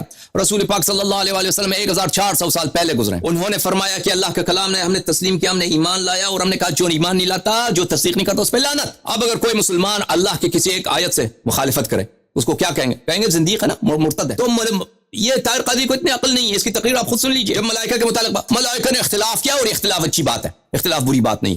اللہ سے اختلاف کرنا یہ کفر ہے. ملائکہ نے اختلاف نہیں کیا ہے، ملائکہ نے تفسیر مانگا ہے، تب استفسار کیا کہ یا اللہ میں جانشین بنانے والا ہوں. آدم کا پتہ نہیں تھا ان کو، آدم علیہ السلام کا. زمین پہ کچھ لوگ رہنے والے تھے پہلے کافر، جنات میں سے، نسناس میں سے، دوسرے مخلوقات میں سے. تو یہ تو فاسد لوگ، ان کو آپ خلیفہ بنائیں گے یا اللہ تو ان کو خلیفہ بنائے گا؟ تو یہ اختلاف نہیں ہے، یہ پوچھنے والا ہے، کیونکہ ملائکہ کو پتہ ہے کہ گناہگار خلیفہ نہیں ہو سکتا، فاسد خلیفہ نہیں ہو سکتا. اب اس جملے پہ آئیں گے، ٹھیک ہے نا. اور یہ سب ملائکہ کا قول بھی نہیں ہے، 2 ملائکہ کا قول ہے. اور ان ملائکہ نے جو یہ بھی کہا تھا ملائکہ تھا، وہ بھی ان پہ اللہ تعالیٰ ان سے راضی نہیں ہوا تھا. اور وہ جو ہیں انہوں نے طواف کہاں سے شروع ہوا؟ طواف یہیں سے شروع ہوا کہ جن ملائکہ نے اللہ سے کہا تھا تجعل فیہا من یفسد فیہا ویسفک الدماء، اللہ تعالیٰ ان سے محجوب ہو گئے تھے. اللہ تعالیٰ نے ان سے اپنا رحمت چھین لیا تھا. پھر انہوں نے 5ویں آسمان میں، 4تھے آسمان میں بیت المعمور کے ارد گرد انہوں نے طواف کیا. جب اللہ تعالیٰ ان سے راضی ہو گئے تو طواف کا اصل بھی وہیں سے شروع ہوا تھا. تو اس کے متعلق ہمارے پاس بہت سارے احادیث ہیں، ہم کچھ احادیث آپ کو دکھاتے ہیں میرے عزیزو. جماعت مخالفین کے پاس تو کوئی حدیث ہی نہیں. اچھا اس سے پہلے کہ میں وہ احادیث دکھاؤں، یہاں پہ ایک نقطے کی طرف توجہ دینا ضروری ہے. وَإِذْ قَالَ رَبُّكَ لِلْمَلَائِكَةِ إِنِّي جَاعِلٌ فِي الْأَرْضِ خَلِيفَةً قَالُوا أَتَجْعَلُ فِيهَا قَالُوا، اللہ نے کہا کہ میں زمین پہ خلیفہ بنانے والا ہوں. قالوا، انہوں نے کہا. کنہوں نے کہا؟ قالوا. تو جل مفسرین جو ہیں، مفسرین وہ کہتے ہیں سب ملائکہ نے کہا، ملائکہ کا یہ قول ہے، جبرائیل میکائیل سب نے کہا کہ اللہ تو کس کو خلیفہ بنائے گا، یہ تو فاسد ہے، قاتل ہے، نستجیر باللہ. تو قالوا، عزیزو عربی زبان میں بہت ایسا ہوتا ہے، اس میں قالو انہوں نے کہا، قالو کا کیا ترجمہ کریں گے؟ انہوں نے کہا، انہوں نے کہا، انہوں نے کہا. یہ لفظ ان یہ ضمیر ہے اردو زبان میں. یہ لفظ ان کس کی طرف اشارہ ہے؟ یہ سب ملائکہ کی طرف اشارہ ہے یا کچھ ملائکہ کی طرف اشارہ ہے؟ تو یاد رکھیے عزیزو، بہت دفعہ یہ ہوتا ہے کہ یہ زبان میں جب ہم کہتے ہیں اس نے کہا، انہوں نے کہا، تو اس سے مراد وہ سب نہیں ہوتے. آپ اردو زبان میں بھی اگر توجہ دیں تو اس کے بہت ساری آپ کو مثالیں ملیں گے، لیکن میں آپ کو وقت نہیں لوں گا کہ اردو زبان کے میں آپ کو کچھ مثال آپ کو دوں. میں قرآنی کچھ مثال دوں گا کہ بہت دفعہ ایسا ہوتا ہے کہ لفظ عام ہوتا ہے، مراد اس سے خاص ہوتا ہے، کل ہوتا ہے، مراد اس سے جز ہوتا ہے. سمجھ میں آ رہی بات آپ کو؟ حالانکہ لفظ انہوں نے کہا یہ عموم پر کہ سب ان ملائکہ نے کہا، اس پہ بھی زیادہ اس کی اتنی خاص دلالت نہیں ہے. لیکن چلے مان بھی لیں کہ لفظ ایسی ہو کہ بل سب پہ دلالت کرتی ہو، عموم پہ دلالت کرتی ہو. اگر لفظ ایسا اسٹرانگ ہو جس کی دلالت بہت واضح ہو عموم پر، اس کے باوجود لفظ عام ہو سکتا ہے اور مراد اس سے خاص ہو سکتا ہے. میں اس کے ایک دو نمونے آپ کو دکھاتا ہوں. ملاحظہ فرمائیے، یہ آیت ہے سورہ بقرہ قرآن مجید میں. اعوذ باللہ من الشیطان الرجیم، بسم اللہ الرحمن الرحیم. او کصیب من السماء فیہ ظلمات ورعد وبرق یجعلون اصابعهم فی آذانهم من الصواعق حذر الموت. منافقین کیا کرتے ہیں؟ یجعلون اصابعهم من الصواعق حذر الموت. یجعلون اصابع کس کو بولتے ہیں؟ انگوٹھیوں. انگوٹھی بولتے ہیں نا، فنگرز. یہ اپنے انگوٹھیوں کو کانوں میں ڈالتے ہیں. رعد ہوتا ہے، برق ہوتا ہے، بادل ہوتا ہے، طوفان آتا ہے، ڈر کے مارے آواز اتنی سخت ہوتی ہے، اس میں بہت دہشت ہوتا ہے، ڈر ہوتا ہے. یہ اپنے انگولی ہاتھ کے جو انگلی ہوتے ہیں ان کو کانوں میں ڈالتے ہیں. تو کون انگلیاں الاصابع کوئی ڈال سکتا ہے اپنی جو ہے انگلیاں آپ کانوں میں ڈالتے؟ نہیں، صرف دو انگلی ڈالتے ہیں. یہ دو ڈالیں گے نا، عام طور پہ یہ دو سبابہ جو ہوتے ہیں یہ کان میں ڈال دیں گے کہ آواز نہ سنائی دے. تو اصابعہم کا اصابع عموم پہ دلالت کرتا ہے، لیکن اس سے مراد خاص ہے. اعوذ باللہ من الشیطان الرجیم، سورۃ مبارکہ شورى. والملائکۃ یسبحون بحمد ربهم ویستغفرون لمن فی الارض. ملائکہ اللہ تعالیٰ کی تسبیح کرتے ہیں، ویستغفرون لمن فی الارض، اور زمین پہ جو لوگ رہتے ہیں ان کے لیے استغفار کرتے ہیں. تو زمین پہ تو بہت سارے لوگ رہتے ہیں نا. کافر تو مسلمان سے زیادہ ہیں، مشرک تو بہت زیادہ ہیں. یہاں پہ فاسق فاجر، اللہ کے دشمن، انبیاء کے قاتل زمین پہ رہے ہیں. ملائکہ ان کی استغفار کرتے ہیں؟ نہیں. ویستغفرون لمن فی الارض، ان سب کے لیے نہیں. ان میں سے جو صاحب ایمان ہے، جو شیعہ حیدر کرار ہے، شیعہ امیر المؤمنین علیہ السلام، ہمارے پاس حدیث ہے، جو شیعہ امیر المؤمنین علیہ السلام توبہ کریں ملائکہ اس کے لیے استغفار کرتے ہیں. یہ آیت ان کے شان میں ہے. تو لفظ عام ہے یستغفرون لمن فی الارض، لیکن یہ دلالت اس کی جو ہے مراد اس سے خاص ہے. ملاحظہ فرمائیے یہاں پہ تدمر كل شيء بامر ربها فاصبحوا لا يرى الا مساكنهم. قوم عاد پہ اللہ کا عذاب آیا تو وہاں پہ بہت سخت بات چلی، بہت سخت ہوا چلی. تدمر كل شيء بامر ربها، سب چیزوں کو اللہ کے حکم سے اس کو نیست و نابود کرتا. کل شیء، سب چیزوں کو اللہ کی جانب سے ایسا طوفان آیا، تیز بادل کہ تدمر، وہ تدمیر کر رہا تھا، برباد کر رہا تھا، نیست و نابود کر رہا تھا. کل شیء، سورج بھی، چاند بھی، ہمالیہ کا پہاڑ بھی، سب کو نابود کر دیا. نہیں، تدمر کل شیء، جو اس قریے میں تھا. تو یہ بھی یہاں پہ لفظ عام ہے، مراد اس سے خاص ہے. جب یہ پتہ چلا میرے عزیزو، تو اب آتے ہیں آیت کی طرف. آیت شریفہ کیا ہے؟ وَإِذْ قَالَ رَبُّكَ لِلْمَلَائِكَةِ إِنِّي جَاعِلٌ فِي الْأَرْضِ خَلِيفَةً قَالُوا أَتَجْعَلُ فِيهَا. یہ کچھ ملائکہ کا قول ہے. ملاحظہ فرمائیے یہاں پہ ہم آپ کو تفسیر امام حسن عسکری علیہ السلام ہے، چھاپ قوم مقدسہ. یہاں پہ اسی آیت مبارکہ کے ذیل میں وَإِذْ قَالَ رَبُّكَ لِلْمَلَائِكَةِ إِنِّي جَاعِلٌ فِي الْأَرْضِ خَلِيفَةً. امام علیہ السلام فرماتے ہیں کہ اللہ تعالیٰ نے کچھ ملائکہ بھیجے تھے زمین کے لیے، زمین پر ابلیس کے ساتھ. ابلیس اس زمانے میں ملائکہ کا ساتھ تھا، ان کو بھیجا تھا. زمین پہ کچھ جن رہتے تھے، ان کو زمین سے بگانے کے لیے، کہ زمین پہ یہ نہ رہیں، اب آسمان میں جائیں، زمین سے بگانے کے لیے. تو ان کے یہ ڈیوٹی جو تھی زمین پہ آنے کے بعد، ان کی ڈیوٹی، ان کی عبادت میں تخفیف کیا گیا تھا. ان پہ جتنے نمازیں عبادت واجب تھی ان ملائکہ کے لیے جو زمین پہ آئے تھے، ان کی عبادت میں تخفیف ہوئی. عبادت میں تخفیف اس لیے ہوئی تھی کہ ان کو ڈیوٹی کیا تھا کہ جنات کو زمین سے ان کو بگایا جائے. ان کی عبادت میں تخفیف ہوئی تھی، وہ خفت العبادہ. جب ان کو خطاب ہوا انی جاعل فی الارض خلیفہ بدلا منکم ورافعکم منہا، کہ میں زمین پہ خلیفہ بناؤں گا اور آپ لوگوں کو زمین سے ہٹایا جائے گا. تو یہ بات ان پہ گراں گزری کہ اب ہم یہاں پہ فاشتد ذلك علیہم لأن العبادة عند رجوع من السماء تكون اثقل علیہم. کیونکہ زمین پہ جب تھے تو ان کو اتنی عبادت ان پہ اتنی زیادہ واجب نہیں تھی. اب اگر زمین سے دوبارہ ہٹ جاتے تو عبادت ان پہ بہت سخت ہوتا، ثقیل عبادت پہ واجب ہوتا. تو اس لیے انہوں نے کہا تجعلوا فیہا من یفسد فیہا ویسفک الدماء کما فعلته الجن بنو الجان الذین قد طردناهم عن هذه الارض. فرمایا ملائکہ نے عرض کیا کہ بار الہ تو اسی کو انہیں کو دوبارہ یہاں پہ زمین پہ لائے گا. یہاں پہ جن پہلے رہتے تھے, انہوں نے بہت فساد کیا تھا, اب دوبارہ وہ فساد کریں گے زمین پہ, ان کو لائے گا. تو ان لوگوں نے کہا تھا, یہ سب ملائکہ کا قول نہیں تھا. پھر دوسری روایت ہے کہ کن ملائکہ میں سے بھی سب نے نہیں کہا تھا, صرف 2 ملائکہ تھے جنہوں نے کہا تھا. یہ کتاب علل الشرائع تالیف شیخ الصدوق رحمہ اللہ, یہاں پہ صفحہ نمبر 402, یہاں پہ حدیث نمبر 3 مروی ہے امام معصوم علیہ السلام سے. پوچھا گیا ابتداء طواف کہاں سے شروع ہوا؟ جب اللہ نے آدم علیہ السلام کی خلقت کا ارادہ کیا, ملائکہ سے فرمایا انی جاعل فی الارض خلیفہ. فقال ملکان, صرف 2 فرشتے تھے, 2 فرشتے. کتنے فرشتے؟ 2 فرشتے. 2 فرشتے تھے. قال ملکان من الملائکہ, 2 فرشتے تھے. اتجعل فیہا من یفسد فیہا, 2 فرشتوں نے عرض کیا کہ کیا تو ایسے کو خلیفہ بنائے گا, جانشی بنائے گا جو یہاں پہ فساد کرے گا. فوقعت الحجاب حجب بینہما وبین اللہ عز وجل, جب ان سے یہ بات صادر ہوئی تو ان کے درمیان اور اللہ کے درمیان حجاب حائل ہوا, حجاب ہوا. اللہ کے رحمت سے, اللہ کے خطاب سے, اللہ کے قرب سے وہ محجوب ہو گئے. جب محجوب ہو گئے تو پھر انہوں نے بیت المعمور کے گرد انہوں نے طواف شروع کیا, اور طواف کا آغاز وہاں سے ہوا. یہ کتاب تفسیر قمی, یہاں پہ جزء اول ملاحظہ فرمائیے, یہاں پر صفحہ نمبر 36, یہاں پہ امیر المؤمنین سید المسلمین علیہ السلام سے روایت ہے. ملاحظہ فرمائیے, ان اللہ تبارک و تعالی اراد ان یخلق خلقا بیدہ, اللہ تعالیٰ نے ارادہ کیا کہ ایک ایسے مخلوق اپنے ہاتھ سے بنائے جو آدم علیہ السلام. وذلك بعد ما مضى من الجن والناس في الارض 7000 سنہ, اور وہ ان سے یہ اس زمانے کی بات ہے کہ آدم علیہ السلام سے پہلے زمین پہ جن تھے, نسناس تھے, 7000 سال پہلے یہ زمین پہ ساکن تھے. قال للملائکۃ انظروا الى الارض من خلق من الجن والناس, اللہ نے ملائکہ سے فرمایا کہ اے ملائکہ دیکھو زمین کی طرف کہ زمین میں میرا جن ہے, نسناس ہے, یہاں پہ رہتے ہیں. فلما رأوا ما يعملون فيها من المعاصي وسفك الدماء والفساد في الارض بغير الحق عظم ذلك عليهم وغضبوا وتأسوا على اهل الارض. جب ملائکہ نے زمین کی طرف دیکھا تو وہاں پہ کیا ہے؟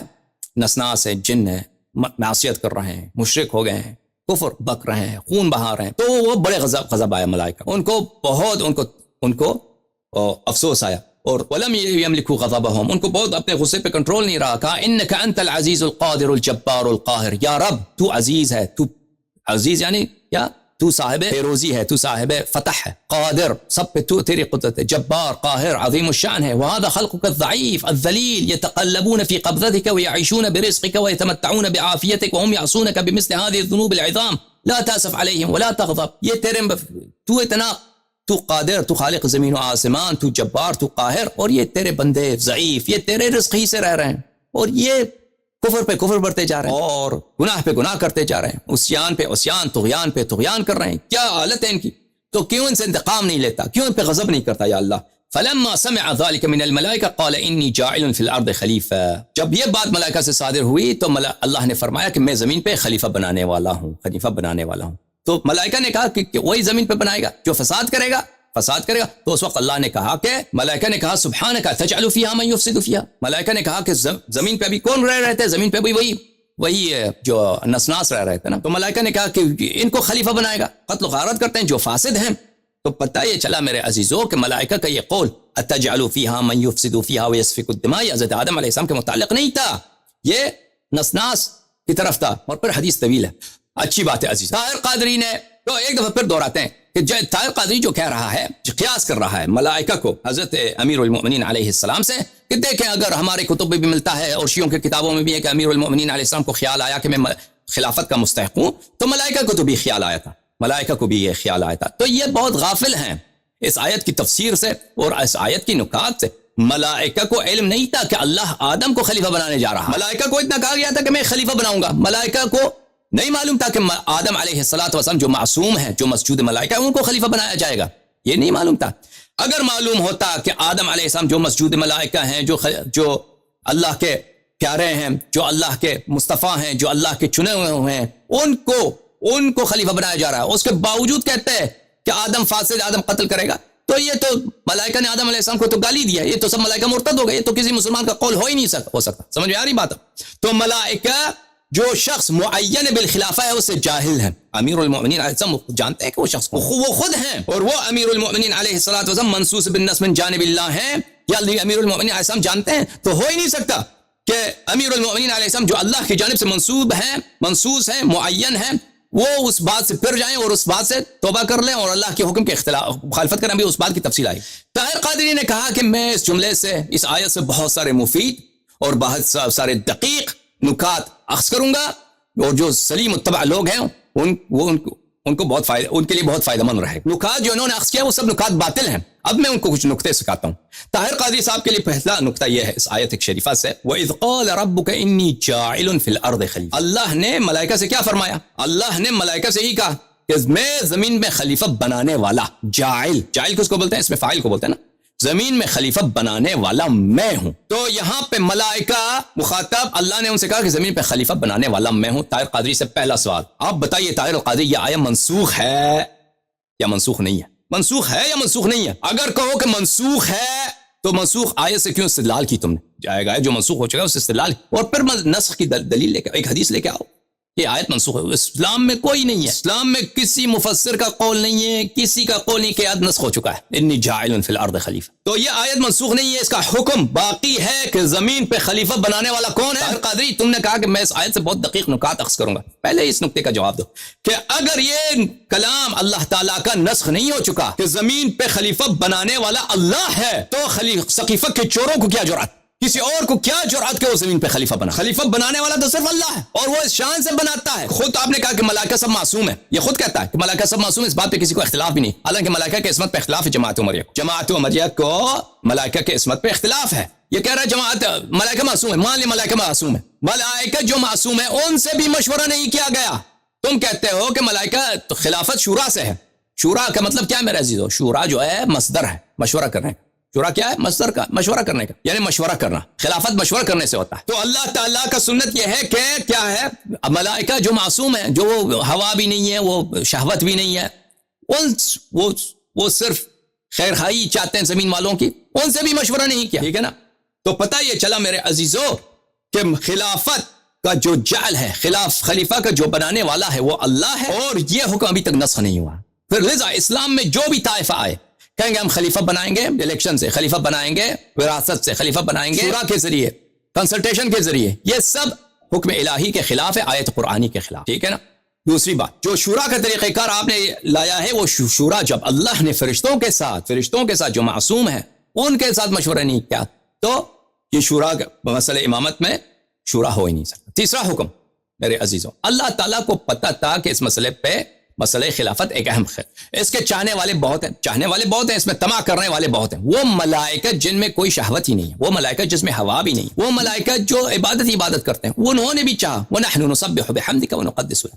مقام اتنا بلند ہے, مقام اتنا عظیم ہے کہ اللہ کے جانشین, اللہ کو اپنا خلیفہ اتنا پیارا ہے, قرب الہی اتنی عظیم ہے اس مقام پر کہ وہ ملائکہ کو بھی اس کی تمنا رہی کہ ہمیں بھی خلیفہ اگر بنایا جائے. تو جب مقام ایسا ہے کہ اس پہ رغبت جو ہے ملائکت کر سکتے ہیں. اب انسان بنی آدم تو وہ دوسروں کو مار ڈالتا ہے نا حکومت کے لیے, خلافت کے لیے. دنیائی مقام کے لیے بھائی کا قتل کرنا, بیٹا باپ کو قتل کرنا, اپنے دوسروں کو قتل, یہ تو کوئی عام سی بات ہے, مسلمانوں کی تاریخ ہے. یاد رکھیے عزیزو کہ خلافت ایک مقام ایسا کہ اس میں رغبت سب کرتے ہیں, طمع سب کا ہے, پہلی بات.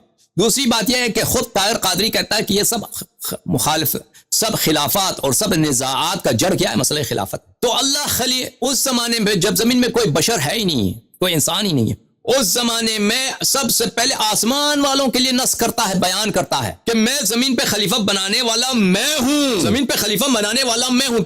واضح روشن الفاظ میں کہتا ہے. ملائکہ کہتا ہے ہمیں بنایا جائے. ٹھیک ہے نا. کچھ ملائکہ نے کہا یا سب ملائکہ نے کہا کہ ہم اسے بھی اس بحث کو چھوڑ دیں, ہمیں بنایا جائے. کہا کہ انی اعلم ما لا تعلمون. پھر آدم علیہ السلام کو اسماء سکھایا, پھر فرمایا کہ ملائکہ سے کہ تم اسماء کا جواب دے دو, اسماء بتاؤ. اسماء نہیں آتا وہ شرمزدہ ہو گئے. تو پھر فرمایا کہ آدم کے سامنے سجدہ کرو. تو پتہ یہ چلا عزیزوں کہ اللہ تعالیٰ نے آدم کو نص کے ذریعے تعین فرمایا. کیوں؟ مقام بلند ہے, سب اس میں رغبت رکھتے ہیں. حالانکہ آدم علیہ السلام زمین والوں کے لیے خلیفہ ہے, جاعل فی الارض خلیفہ, لیکن اعلان یہاں عمومی کیا جا رہا ہے آسمان والوں تک. اور جب زمین میں لوگ آئیں گے, حضرت آدم علیہ السلام کی نسل بڑھے گی, تو حضرت آدم علیہ السلام, ان کو تو پتا ہوگا کہ حضرت آدم علیہ السلام اللہ کے خلیفے ہیں. ان کو آدم علیہ السلام کے معجزات دیکھیں گے, آدم علیہ السلام کے کرامات دیکھیں گے, ان کو تو پتہ چل جائے گا. تو پتہ یہ چلا میرے عزیزو کہ خلافت جو ہے نص سے ہوتی ہے، خلافت نص سے ہوتی ہے کیونکہ یہ مسئلہ اختلافی. تو اس امت میں بھی خود طاہر قادری کے پہلے تقریر آپ نے سنا، اس میں انہوں نے یہی کہا کہ عالم اسلام میں سب اختلافات کا جڑ، ان کا اساس، ان کا آغاز، ان کا شروع کہاں سے؟ مسئلہ خلافت سے. تو یہ کیسے ہو سکتا ہے جب اللہ کی سنت اس وقت بھی یہی ہے، اللہ کی سنت یہی ہے کہ خلافت نص سے ہو. تو یہاں پہ بھی نص سے ہونی چاہیے، یہاں پر بھی نص سے ہونی چاہیے. اور اس اہم مسئلے میں آپ کہتے ہیں رسول پاک صلی اللہ علیہ وسلم کی کوئی نص ہے ہی نہیں، کسی کو تعین ہی نہیں کیا، کسی کو تعین ہی نہیں کیا. تو پھر رسول پاک صلی اللہ علیہ وسلم، اللہ تعالیٰ ان کو جب پتہ ہے کسی امت اسلامیہ میں مسئلہ خلافت پہ اختلافات ہوں گی، جیسے آدم علیہ السلام کو نص سے خلیفہ بنائے، اس امت پہ بھی کسی کو نص سے خلیفہ بنائے نا، نص سے خلیفہ بنائے تاکہ سب کو پتہ چلے. نص کے باوجود کچھ لوگ مخالفت کریں گے، ضرور کریں گے. پرانے زمانے رسول پاک صلی اللہ علیہ وسلم کے معجزات دے کر لوگوں نے اختلاف کیا. نص کے باوجود کچھ لوگ اختلاف کریں گے. تو اللہ تعالیٰ نے ابلیس کو، جس نے اتنے سال عبادت کیا تھا، کئی ہزار سال اس نے عبادت کیا تھا، اس نے آدم علیہ السلام سے حسد کرتے ہوئے اس نے سجدہ کرنے سے انکار کیا، تو اس کو کیا مردود کیا، ملعون کیا قیامت تک. تو پتہ یہ چلا کہ نص کی جو مخالفت کرے اس کی یہی حالت ہوتی ہے کہ وہ مردود ہوتا ہے، چاہے گزشتہ اس کا کتنا ہی پاک ہی کیوں نہ ہو، ہزاروں سالوں کی عبادت ہی کیوں نہ ہو، گزشتہ اس کا ہزاروں سالوں کی عبادت ہی کیوں نہ ہو. حالانکہ اس امت میں جنہوں نے نص کی مخالفت کی ہے ان کا سابقہ تو ہمیں معلوم ہے، نہ ہزاروں سال کی عبادت ہے نہ کچھ بھی نہیں. اب ان کی متعین آئے گا انشاءاللہ تبارک و تعالی آگے جا کر. ملاحظہ فرمائیے عزیزو، یہاں پہ میں کو اور نقطہ قرآن مجید سے میں آپ کو دکھاؤں. یہ قرآن کریم ترجمہ کیا ہے، طاہر قادری صاحب کا ترجمہ ہے، منہاج القرآن سے چھپی ہے. یہاں پہ سورہ مبارکہ نحل میں آیت نمبر 64 ملاحظہ فرمائیے. اعوذ باللہ من الشیطان الرجیم وما انزلنا علیک الکتاب الا لتبین لهم الذی اختلفوا فیہ وہدی ورحمۃ لقوم یؤمنون. وما انزلنا علیک الکتاب، ہم نے آپ کو رسول ہی نہیں بنایا. ما انزلنا علیک، ہم نے آپ کو رسول ہی نہیں بنایا، ہم نے آپ پہ قرآن نازل ہی نہیں کیا، صرف ایک مقصد کے لیے، مگر ایک مقصد کے لیے. سبحان اللہ سبحان اللہ. وہ مقصد کیا ہے؟ لتبین لهم الذی اختلفوا فیہ، کہ آپ بیان کریں، خوب بیان کریں. تبیین اور بیان میں فرق ہے. بیان جو ہے اس میں وہ مبالغہ نہیں ہے، جو تبیین میں آپ خوب بیان کریں. الذی اختلفوا فیہ، وہ ان مسائل میں جن میں قوم میں اختلاف ہے. وہدی ورحمۃ لقوم یؤمنون، اور ہم نے قرآن کریم کو ہدایت اور رحمت مومنوں کے لیے بنا کر بھیجا ہے. اب ترجمہ دیکھیں خود طاہر قادری کی. اور ہم نے آپ کی طرف کتاب نہیں اتاری مگر اس لیے کہ آپ ان پر وہ امور واضح کر دیں جن میں اختلاف کرتے ہیں. خود طاہر قادری کا اپنا ترجمہ ہے. یہ قرآن کی آیت ہے، یہ آیت تو منسوخ نہیں ہے. منسوخ ہے بتاؤ طاہر قادری، آیت منسوخ تو نہیں ہے. وما انزلنا عليك الكتاب الا لتبين لهم الذي اختلفوا فيه وهدى ورحمة لقوم يؤمنون، کہ ہم نے یہ قرآن آپ پہ اتاری نہیں، آپ کو رسول ہی نہیں بنا کر بھیجا مگر اس ہدف کے لیے، مگر اس مقصد کے لیے کہ آپ وہ امور جن میں نزاع ہوتا ہے ان کو آپ خوب تبیین کریں، خوب بیان کریں. ہاں اب یہ سنا نا آپ نے، یہ ایک طرف سے کہتا ہے نص ہی نہیں ہے، دوسری طرف سے یہ کیا کہتا ہے، ایک طرف سے کہتا ہے کوئی مسئلہ امامت پہ نص ہی نہیں ہے، دوسری طرف کہتا ہے کہ بھلے سب اختلافات کا آغاز کہاں سے ہوا ہے، مسئلہ امامت سے ہوا ہے، ٹھیک ہے نا. اور پھر کہتا ہے اللہ تعالیٰ نے آدم علیہ السلام کی خلافت پہ نص کیا ہے، انی جاعل فی الارض خلیفہ. تو یہ کیسے ہو سکتا ہے؟ یا تو اللہ تعالیٰ بھول گیا اپنے قرآن اس کو نہیں آتا، نص 0 یا رسول پاک صلی اللہ علیہ وسلم اس اختلافی مسائل کا بیان نہیں کیا ہے. ان میں اختلافی مسائل میں ان کا سب کا جڑ کیا ہے عزیز؟ آپ نے خود سنا اختلافی مسائل کا جڑ. جہاں سے میں اس سلسلہ گفتگو کی ابتدا کر رہا ہوں، یہ خلافت ایک ایسا مسئلہ ہے کہ اس سے اختلاف صرف امت محمدی میں ہی پیدا نہیں ہوا بلکہ انسانی تاریخ کا سب سے پہلا اختلاف بھی اسی خلافت کے مسئلے پر ہوا. صرف امت محمدی میں اس مسئلے پہ اختلاف کا آغاز یہی نہیں ہے بلکہ انسانی تاریخ میں بھی سب مسائل کا اختلاف اسی پہ ہوا تھا. اب اور یہ کلپ بھی سنیے گا. جب آقا علیہ الصلوۃ والسلام کا وصال مبارک ہوا، سیدنا صدیق اکبر رضی اللہ تعالیٰ عنہ کی جب پہلی خلافت مقرر ہوئی، وہاں سے اختلاف نے جنم لیا ہے اور باقی مسائل پھر اس کے ارد گرد گھومتے ہیں، اس کے ساتھ ریلیٹڈ ہیں، کنیکٹڈ ہیں. جب آقا علیہ الصلوۃ والسلام کا وصال سنا آپ نے نا عزیزو، اختلاف کا اساس کہاں سے؟ مسئلہ خلافت. اور ہمیشہ انسانی تاریخ میں مسئلہ خلافت یا سب نزاعات کا اساس رہا ہے، سب اختلافات کا اساس رہا ہے. یہ ایک جانب سے کہتا ہے پھر کہتا ہے کہ نہیں مسئلہ خلافت پہ نص ہی نہیں. ایک طبقہ اہل سنت میں اسی کا قائل ہے کہ سیدنا ابو بکر صدیق رضی اللہ تعالیٰ عنہ کی خلافت نص سے ثابت ہے، جیسا کہ اہل تشیع کہتے ہیں کہ نص سے ثابت ہے، حکم رسول سے. دیانتداری کی بات ہے اور اعتدال کی بات ہے اور حق کی بات یہ ہے پوری روایات کو کھنگال کر اور جرح و تعدیل کے ساتھ ان کی اسانید کو دیکھ کر، ان روایتوں اور راویوں کی ثقاہت کو دیکھ کر اور ان سے زیادہ مضبوط اور اثبت اور اصح اسانید کے ساتھ موازنہ کر کے اس نتیجہ کے اخذ کرنے میں کوئی تامل نہیں رہتا کہ یہ دونوں انتہائیں ہیں. آقا علیہ الصلوۃ والسلام نے زبان مبارک سے صریحاً کسی کو بھی اپنا خلیفہ مقرر نہیں کیا. تو ٹھیک ہے نا عزیزو، کسی کو بھی صریحاً اپنا خلیفہ معین نہیں کیا. جب اللہ کی سنت یہ ہے کہ انی جاعل فی الارض خلیفہ، زمین پہ خلیفہ بنانے والا میں ہوں، اور جب خلیفہ بناتا ہے تو نص سے واضح کر لیتا ہے، اور اس کے بعد حکم بھی دیتا ہے کہ سجدہ کرو. جو سجدہ نہیں کرتا اس کو قیامت تک نجس، کافر، ملعون، جہنمی بنا دیتا ہے. اور رسول پاک صلی اللہ علیہ وسلم پہ حکم بھی یہی ہے کہ میں نے آپ کے لیے قرآن، آپ کو قرآن ہی اسی لیے دیا ہے، اور اس کے علاوہ کسی اور مقصد کے لیے قرآن نہیں دیا ہے، مگر یہ کہ آپ کے اختلافی مسائل کو خوب واضح کر دیجئے، واضح کر دیجئے. اس کے باوجود تم کہتے ہو کہ سب اختلافات کا اساس مسئلہ امامت ہے، اور رسول پاک صلی اللہ علیہ وسلم نے امامت پہ کچھ بھی نہیں بولا. تو کیا کہیں؟ ہاں، کہ یہ خود کہتا ہے کہ میں قرآن مجید سے بہت دقیق نکات اخذ کروں گا. سبحان اللہ. بلکہ بالعکس یہ مسئلہ جو اللہ تعالیٰ نے سب سے پہلے کس کو بنایا؟ انسان زمین میں بشر بنانے سے پہلے، انسان بنانے سے پہلے سب سے پہلے اللہ تعالیٰ نے آدم بنایا، اس کو خلافت عطا فرمایا، حجت بنایا اس کو اپنے. اس کے بعد کیا اللہ تعالیٰ نے؟ اس کے بعد اللہ تبارک و تعالیٰ نے انسان بنایا ہے. تو یہ شیعہ عقائد کے بالکل موافق ہے میرے عزیزو. امام صادق علیہ السلام کا فرمان الحجت قبل الخلق ومع الخلق وبعد الخلق. میں حدیث پہ آپ کو دکھاؤں، یہ حدیث شریف کافی شریف کی حدیث ہے. الحجت، لہذا فرمائیے کتاب شریف کافی ہے، الاصول من الکافی، اور بہت سارے روایات ہیں ہمارے پاس، بہت سارے ابواب ہیں. ان الحجت لا تقوم للہ على خلقه الا بامام. امام رضا علیہ السلام کی حدیث ان الحجہ لا تقوم للہ على خلقه الا بامام حتى يعرف. امام صادق علیہ السلام نے فرمایا الحجت قبل الخلق ومع الخلق وبعد الخلق. اللہ تعالیٰ بلے کسی کو بغیر حجت کے چھوڑتا ہی نہیں. انسانی تاریخ سے پہلے سب سے پہلے اس نے حجت بنایا، ہمیشہ اس کا حجت اللہ تعالیٰ کی جانب سے امام معصوم، کبھی نبی کی شکل میں، کبھی نبی کے وصی کی شکل میں لوگوں کے ساتھ رہتا ہے. اور بعد الخلق، اور سب لوگوں کا فنا بھی ہوتا ہے، تو قیامت سے پہلے سب سے آخر امام معصوم علیہ السلام کا قبض روح ہوتا ہے. دیکھیں میرے عزیزو، یہاں پہ اب اسی جب خلاف آئے انی جاعل فی الارض خلیفہ کے متعلق بات کرتے ہیں طاہر قادری صاحب، تو وہ کہتے ہیں کہ شیعہ حضرات اہل بیت طاہرین علیہ السلام کو معصوم مانتے ہیں، ہم معصوم نہیں مانتے. اور پھر وہ کہتے ہیں ملائکہ ہر جہت سے معصوم ہیں. تو ملاحظہ فرمائیے، تو یہاں پہ کہ وہ جو ایک طرف سے انہوں نے خود، ان کو بھی پتہ نہیں معلوم کہ انہوں نے اہل بیت علیہ السلام کی عصمت کا اعتراف کیا ہے. کیسے اعتراف کیا ہے؟ ایک طرف کہتے ہیں کہ اہل بیت علیہ السلام ملائکہ سے افضل ہیں، دوسری طرف کہتے ہیں کہ ملائکہ معصوم ہیں.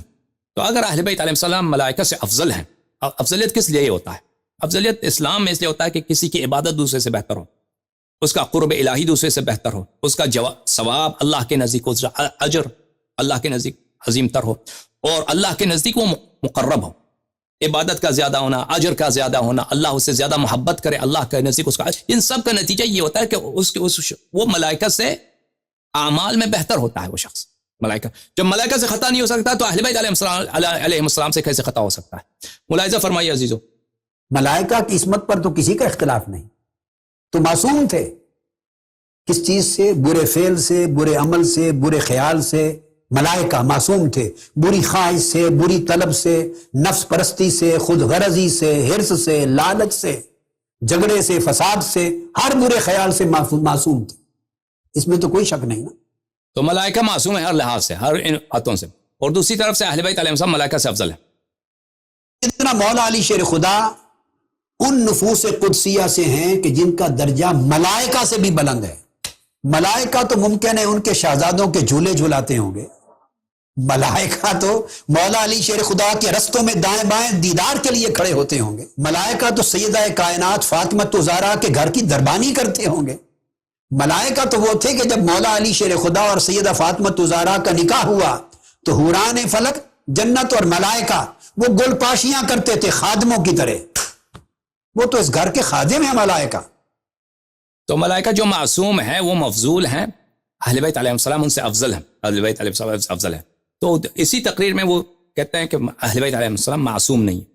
تو تم نے جب خود اعتراف کیا ہے کہ اہل بیت علیہ السلام ملائکہ سے افضل ہیں، ملائکہ معصوم ہیں، تو اس کا نتیجہ یہ نکلتا ہے کہ عمل اہل بیت علیہ السلام کا اللہ کے نزدیک اللہ کو زیادہ پیارا ہے ملائکہ سے، اور اہل بیت علیہ السلام کا اجر، افضل کا مطلب یہی ہے، اجر ملائکہ سے زیادہ ہے، اور اہل بیت علیہ السلام اللہ سے زیادہ مقرب ہیں. اس لیے پتہ یہ تو یہ ہو ہی نہیں سکتا، جو مفضول ہے وہ معصوم ہو اور جو افضل ہیں وہ غیر معصوم ہو، کیونکہ ملائکہ سے کوئی گناہ سرزد نہیں ہوتا اور جو شخص گناہ کار ہے وہ ملائکہ سے بہتر ہو، یہ نہیں ہو سکتا۔ اور عصمت اہل بیت علیہم الصلوۃ والسلام کے لیے ہمارے پاس دلائل بہت زیادہ ہے، لیکن کیونکہ ان کے اسی تقریر میں یہ بات ہے، اس لیے ہم نے اسی جملے پہ اکتفا کرتے ہیں۔ اچھی بات ہے۔ ایک اور نکتہ میں انہی کی باتوں سے آپ کی خدمت میں عرض کروں۔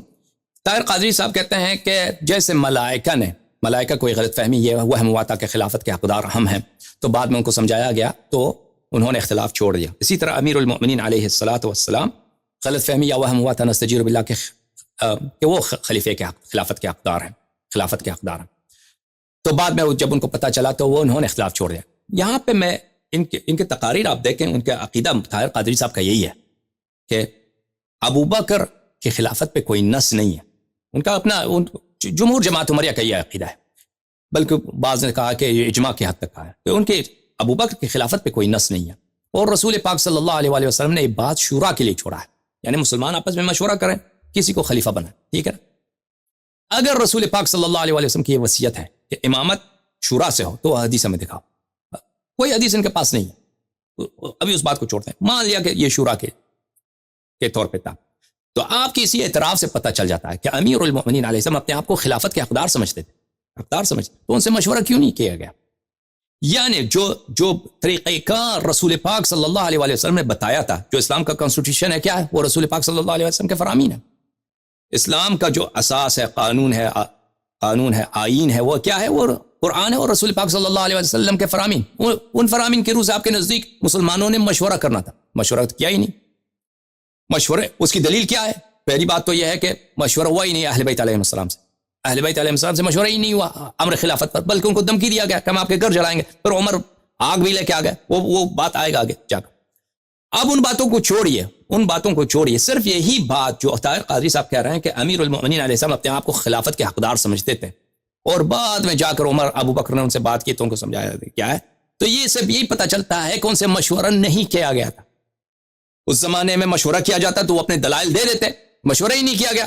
ابو بکر کو خلیفہ بنایا گیا، خلیفہ بننے کے بعد ابو بکر نے ان کو سمجھانا مثلا ان کے بقول، تو مشورہ ہی نہیں کیا گیا جو واحد طریقہ کار تھا خلیفہ بنانے کا، کیا تھا؟ مشورہ کرنا، شورا ہی نہیں ہوا۔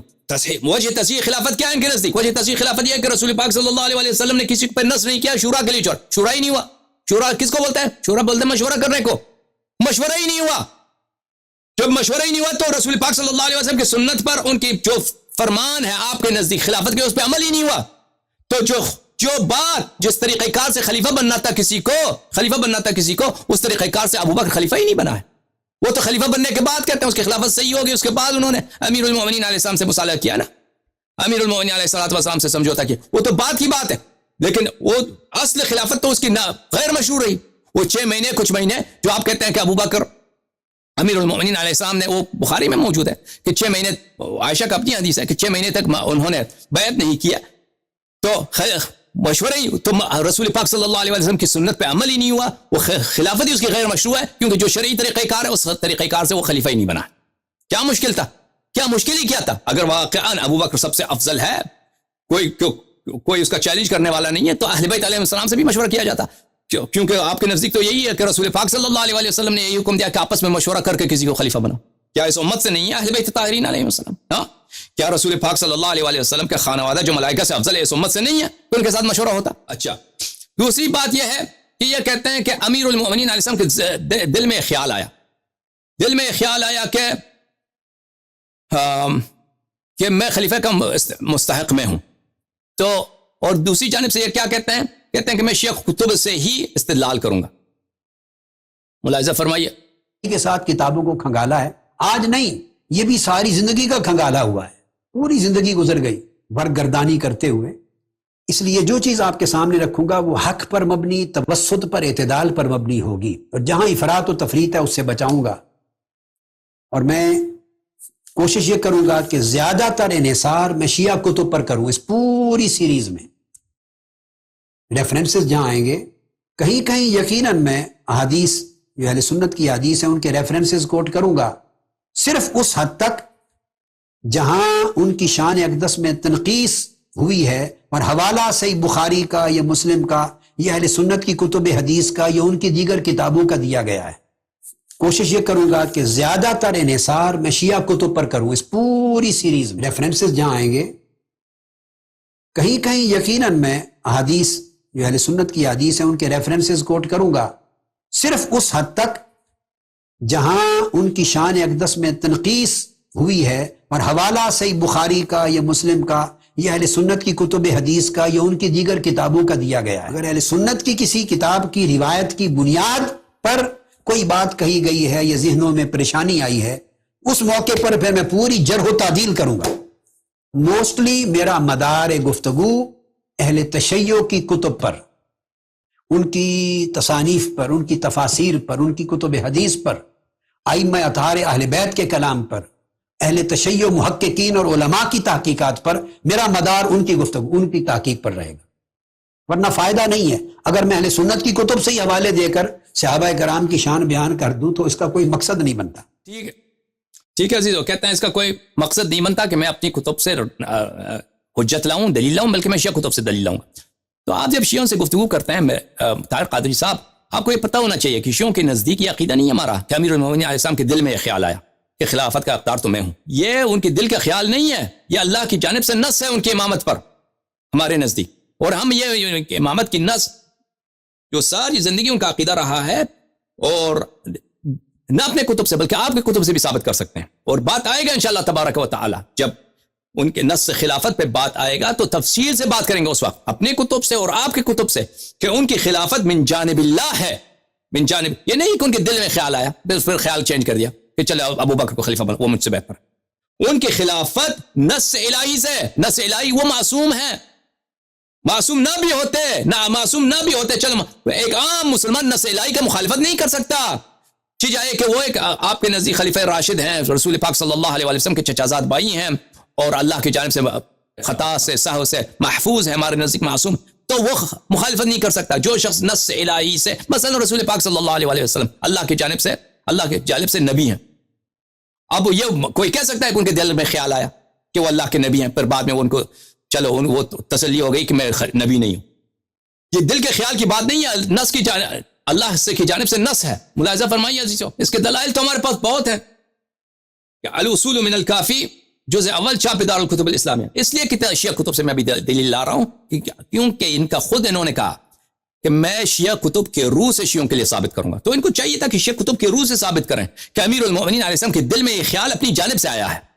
سمجھ میں آ رہی نا بات آپ کو؟ نقطہ ان کو جب انہوں نے خود وعدہ دیا ہے کہ میں ہر بات شیعہ کتب سے ثابت کروں گا، تو آپ کہاں سے کیوں کہہ رہے ہیں کہ امیر المومنین علیہ السلام کے دل میں خیال آیا کہ میں خلافت کا حقدار میں ہوں؟ شیعوں کے نزدیک امیر المومنین علیہ السلام بالنص الہی خلیفۃ اللہ۔ یہ ملاحظہ فرمائے اصول کافی جلد نمبر 1 صفحہ نمبر 292، باب النص اشارۃ والنص علی امیر المومنین علیہ السلام۔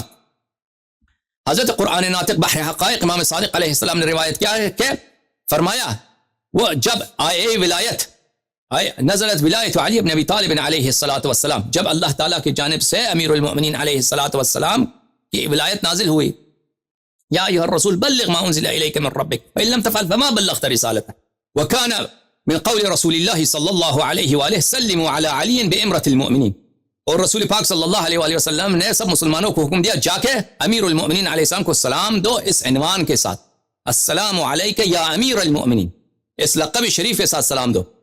کس طرح سلام و تحیت کرو؟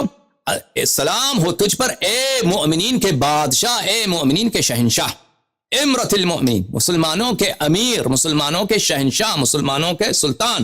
فکان مما اکد اللہ علیہ فی ذلک اليوم یا زید قول رسول اللہ صلی اللہ علیہ وآلہ وسلم لہما، اس دن رسول پاک صلی اللہ علیہ وآلہ وسلم نے اپنے رسول کے زبان پر ان دونوں پر آپ کے جو ان کے جو خلیفہ اول خلیفہ دوم ہیں ان دونوں پر حجت تمام فرمایا، ان دونوں کو خاص حکم دیا رسول پاک صلی اللہ علیہ وآلہ وسلم کہ اٹھ جا کے سلام کرو، تحیت کرو، احترام کرو مسلمانوں کے شہنشاہ کو۔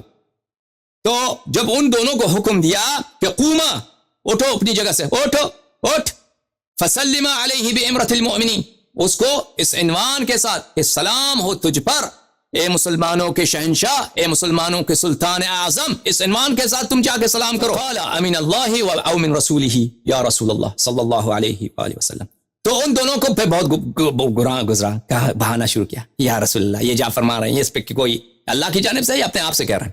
آپ کے دل میں کوئی خیال آیا؟ دل کی کوئی خیال ہے یا اللہ کی جانب سے حکم ہے؟ فقال لهما رسول اللہ صلی اللہ علیہ وآلہ من اللہ ومن رسولہ، تو اس وقت رسول پاک صلی اللہ علیہ وسلم نے ان دونوں سے کہا کہ یہ حکم اللہ کی جانب اور رسول صلی اللہ علیہ وسلم کی جانب سے ہے۔ فانزل اللہ عز وجل ولا تنقضوا الايمان بعد توكيدها وقد جعلتم الله عليه كفيلا ان الله يعلم ما تفعلون۔ اس وقت اللہ کی جانب سے آیات نازل ہو گئی، ولا تنقضوا الايمان بعد توكيدها، تم نے قسم کھایا ہے، تم نے بیعت کیا ہے، اب اس کو نقض نہ کرو۔ ایمان قسموں کو، قسم کی جمع قسمیں، اپنی قسموں، جو قسموں تم نے کھائی ہیں، قسمیں تم نے کھائی ہیں اور تاکید کے ساتھ کہی ہیں، اس کو تم نے قسم اٹھایا ہے تاکید کے، اس کو نقص نہ کرو۔ اور تم نے اللہ تعالیٰ کو اپنے اوپر کفیل بنایا ہے کہ اللہ تعالیٰ دیکھ بھال کرنے والا ہے، اللہ تعالیٰ دیکھنے والا ہے۔ ان اللہ یعلم ما تفعلون، اللہ کو معلوم ہے کہ تم کیا کرو گے بعد میں جا کر۔ اچھا، یہ اس کے بعد اس آیت میں کافی، اس حدیث میں کافی سارا مواد ہے، لیکن ابھی دوسری حدیث آپ کو پڑھتے ہیں۔ یہاں پہ روایت شریفہ ہے امام باقر علیہ السلام سے، فرمایا لما انقضى محمد صلی اللہ علیہ وآلہ نبوته واستکمل ایامه، جب رسول پاک صلی اللہ علیہ وآلہ وسلم کا ایام نبوت ختم کو آئے، تکمیل کو پہنچے اور ان کی عمر مبارک سے فری ہو گیا، اوحى اللہ تعالی الیہ یا محمد قد قضیت نبوتک واستکملت ایامک، اللہ تعالیٰ نے ان کو پیغام بھیجا، یا رسول اللہ صلی اللہ علیہ وآلہ وسلم، آپ کی نبوت تمام، آپ کا عمر گرامی انتہا کو پہنچا، اب آپ کو عالم بقا کی طرف، دار آخرت کی طرف آنا ہے۔ فاجعل العلم الذي عندك والإيمان والاسم الأكبر وميراث العلم وآثار علم النبوة في أهل بيتك عند علي بن أبي طالب عليه الصلاة والسلام، وہ سارا علم جو تیرے پاس ہے، علم تفسیر قرآن ہے، علم غیب ہے، علم کان و علم ما یکون ہے، علم شریعت ہے، علم اخلاق ہے، جو بھی علم میں نے اللہ کی جانب سے ہدایت ہے، ان سب کو امیر المؤمنین علیہ الصلاۃ والسلام کو تسلیم کر۔ اس میں اکبر، میراث علم، آثار علم النبوہ، یہ سب امیر المؤمنین علیہ الصلاۃ والسلام کو دے دو۔ فإني لن أقطع العلم والإيمان والاسم الأكبر وميراث العلم وآثار النبوة من العقب من ذريتك كما لم أقطعها من ذريات الأنبياء، کہ میں یہ نور نبوت، نور امامت، نور حجیت، نور عصمت تیری نسل سے کبھی نہیں اٹھاؤں گا۔ اور اس طرح بہت سارے احادیث ہیں ہمارے اہل بیت طاہرین علیہم الصلاۃ والسلام کی جانب سے کہ امیر المؤمنین علیہ السلام منصوص من اللہ ہے۔ اور آخر میں یہ جملہ یہ کہہ گئے کہ امیر المؤمنین علیہ الصلاۃ والسلام نے کبھی بھی ابو بکر عمر کی مخالفت نہیں اور ساتھ دیا ہے۔ دیکھو عزیزان کو، یہ دونوں باتوں کو شیعہ کتب سے ثابت کرنا ہوگا۔ یہ صرف ادعا کرنا کہ امیر المؤمنین علیہ السلام نے صرف کبھی ابو بکر کی مخالفت نہیں کی اور ہمیشہ ساتھ دیا ہے، کب امیر المؤمنین علیہ السلام مثلا ابو بکر کی جانب سے کسی لشکر کو، رسول پاک صلی اللہ علیہ وسلم جب حیات میں تھے تو ہمیشہ مختلف فتوحات امیر المؤمنین علیہ السلام کے ہاتھ میں ہوتا تھا، کب وہ ابو بکر کی جانب سے کبھی قاضی رہے یا عمر کی جانب سے کبھی گورنر بنے یا کسی طرح سے ان کا ساتھ دیا ہے۔ اب ہماری کتب سے ثابت، اپنے ہی کتب سے ثابت کرو، یہ کہ ایک جھوٹ، ایک تہمت کہ امیر المؤمنین علیہ السلام نے ان لوگوں کا ساتھ دیا ہے۔ بات بالکل ان کی صحیح ہے کہ امیر المؤمنین علیہ الصلاۃ والسلام نے تلوار نہیں اٹھایا ہے، ابو بکر کے خلاف، عثمان کے خلاف، عمر کے خلاف تلوار نہیں اٹھایا، قیام نہیں کیا، اس کے وجوہات تھے، لیکن یہ کہ امیر المؤمنین علیہ السلام ان کی خلافت پہ راضی تھے، یہ بات نہیں ہے۔ رسول پاک صلی اللہ علیہ وسلم جب تک مکہ مکرمہ میں تھے تو انہوں نے ابو جہل، ابو سفیان کے خلاف کوئی تلوار نہیں اٹھایا۔ جب حالات بہتر ہو گئے مدینہ منورہ میں تو حالات کے مطابق انہوں نے، جب ان میں استطاعت تھی تو انہوں نے تلوار اٹھایا اس زمانے میں۔ تو اسی طرح امیر المؤمنین علیہ الصلاۃ والسلام یہ بات کے ساتھ دیا ہے اور مخالفت نہیں کیا، یہ شیعہ کتب سے ثابت کرو، یہ شیعہ کتب سے ثابت کرو، کہاں ہے یہ؟ پھر یہ کہتے ہیں کہ سب ائمہ طاہرین علیہ السلام نے ہمیشہ ابو بکر، عمر و عثمان کی تعریف کی ہے، تو یہ شیعہ کتب سے ثابت کرو۔ یہ آئندہ جا کر ایسے عبارات نقل کرے گا شیعہ کتب سے، تو اس وقت ہم سب عبارات کا جواب دیں گے کہ یہ عبارت یہ غلط پڑھ رہا ہے، یا یہ شیعہ حدیث نہیں ہے، ہماری کتب سے نہیں ہے، یا عبارت یہ شخص طاہر قادری کو یا تو عبارت پڑھنا نہیں آتا یا عبارت غلط پڑھتا ہے، یا آئندہ جا کر ہم انشاءاللہ تبارک و تعالی ثابت کریں گے جب وہ اس بات کی طرف آئے گا تفصیل کے ساتھ کہ مثلا اہل بیت علیہ السلام نے ابو بکر عمر کی تعریف کیا، تو اس وقت ہم اس کا جواب دیں گے۔ لیکن ابھی تک وہ اجمالی طور پہ کہہ رہا ہے تو اس کا جواب نہیں ہے کہ تم اب شیعہ کتب سے اس بات کو ثابت کرو۔ ملاحظہ فرمائیے عزیزو، یہ کتاب ہے کتاب سلیم ابن قیس ہلالی، جلد نمبر 2، یہ حدیث نمبر 2 ہے، یہاں یہ صفحہ نمبر ہے 569۔ یہاں پہ سلیم روایت کرتے ہیں کہ میں نے خود امیر المؤمنین علیہ الصلاۃ والسلام سے سنا کہ انہوں نے فرمایا كنت امشی مع رسول اللہ صلی اللہ علیہ وآلہ فی بعض طرق المدینہ فاتینا علی حدیقۃ، میں اور رسول پاک صلی اللہ علیہ وآلہ وسلم مدینہ کے گلیوں میں قدم گزارتے تو ایک باغ کے ساتھ سے گزرے، تو میں نے عرض کیا یا رسول اللہ ما احسن من حدیقۃ صلی اللہ علیہ وآلہ، یا رسول اللہ یہ باغ کتنا پیارا باغ ہے، کتنا جمیل باغ ہے، کتنا حسین منظر ہے۔ قال وما احسنها، رسول پاک صلی اللہ علیہ وسلم نے فرمایا کہ بہت بہترین باغ ہے۔ وَلَكَ فِي الْجَنَّةِ أَحْسَنُ مِنْهَا، اور آپ کے لیے جنت میں اس سے بہتر باغ ہے۔ اسی طرح ایک دوسرے باغ پہ گزر ہوا، میں نے یہی عرض کیا کہ یا رسول اللہ صلی اللہ علیہ وسلم کتنا پیارا باغ ہے، تو انہوں نے کہا کہ آپ کے لیے اس سے بہتر باغ جنت میں، یہ اچھا باغ ہے لیکن آپ کے لیے اس سے بہتر باغ جنت میں۔ اس طرح 7 باغ آتے گئے، یہ شیعہ کتب میں بھی ہے، عمری کتب میں بھی ہے، عمری کتب میں کئی طرق سے ہے، اور عمری کتب میں اس کا آخر جو ہے مقطوع ہے۔ اس طرح 7 باغ آتے گئے، میں یہی جملہ کہتا رہا، رسول پاک صلی اللہ علیہ وسلم یہی کہتے گئے۔ اس کے بعد فلما خلا له الطريق اعتنقني، جب راستہ ان کے لیے خالی ہو گیا، شاید دوسرے لوگ تھے وہاں پر، وہ لوگ نکل گئے، رسول پاک صلی اللہ علیہ وسلم نے مجھے اپنے آغوش میں لے لیا، رسول پاک صلی اللہ علیہ وسلم نے مجھے اپنے آغوش مبارک میں لے لیا، ثم اجهش باکیا، اور بہت بلند آواز سے گریہ کرنے لگے، بہت زار و قطار رونے لگے۔ یہ مقدار شیعہ کتب میں بھی ہے، عمری کتب میں بھی ہے، شیعہ کتب تو آپ کے سامنے ہے۔ ثم اجهش باکیا، بلند آواز کے ساتھ، بأبی الوحید الشہید، فقال، اور فرمایا کہ میرا باپ قربان ہو تجھ تنہا پر، تجھ شہید پر۔ امیر المؤمنین علیہ السلام کو گلے لگائے اور زار و قطار بلند آواز سے گریہ کرنے لگے اور کہا، فرمایا کہ میرا باپ قربان ہو تجھ تنہا پر، میرا باپ قربان ہو تجھ تنہا پر اور تجھ شہید۔ فقلت یا رسول اللہ صلی اللہ علیہ وآلہ ما یبکی، میں نے عرض کیا کہ آپ کیوں گریہ کر رہے ہیں، وجہ کیا ہے؟ فقال، فرمایا ضغائن فی صدور اقوام لا یبدونها لک الا من بعدی۔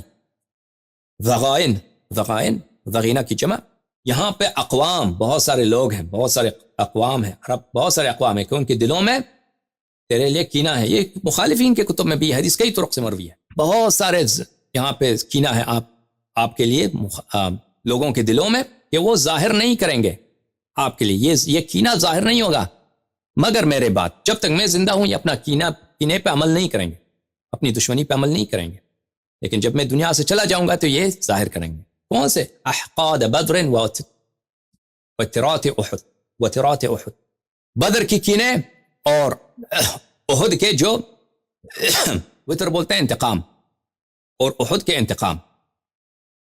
تو دیکھیں شروع میں جب رسول پاک صلی اللہ علیہ وسلم نے اپنی نبوت کا آغاز کیا، پھر ہجرت کر گئے، تو اکثر عرب ان کے مخالف تھے، مسلمان نہیں تھے، اور بالخصوص مکے کے لوگ ان کے مخالف تھے، ان کے ساتھ نہیں دیا، اور سب سے زیادہ مخالفت بھی کس نے کی؟ مکے کے لوگوں نے، ان کے اپنے قوم قریش نے کیا رسول پاک صلی اللہ علیہ وسلم سے، اور سب جنگوں میں ان کا جو سب سے آگے تھا قریش ہوا کرتا تھا ان کے خلاف۔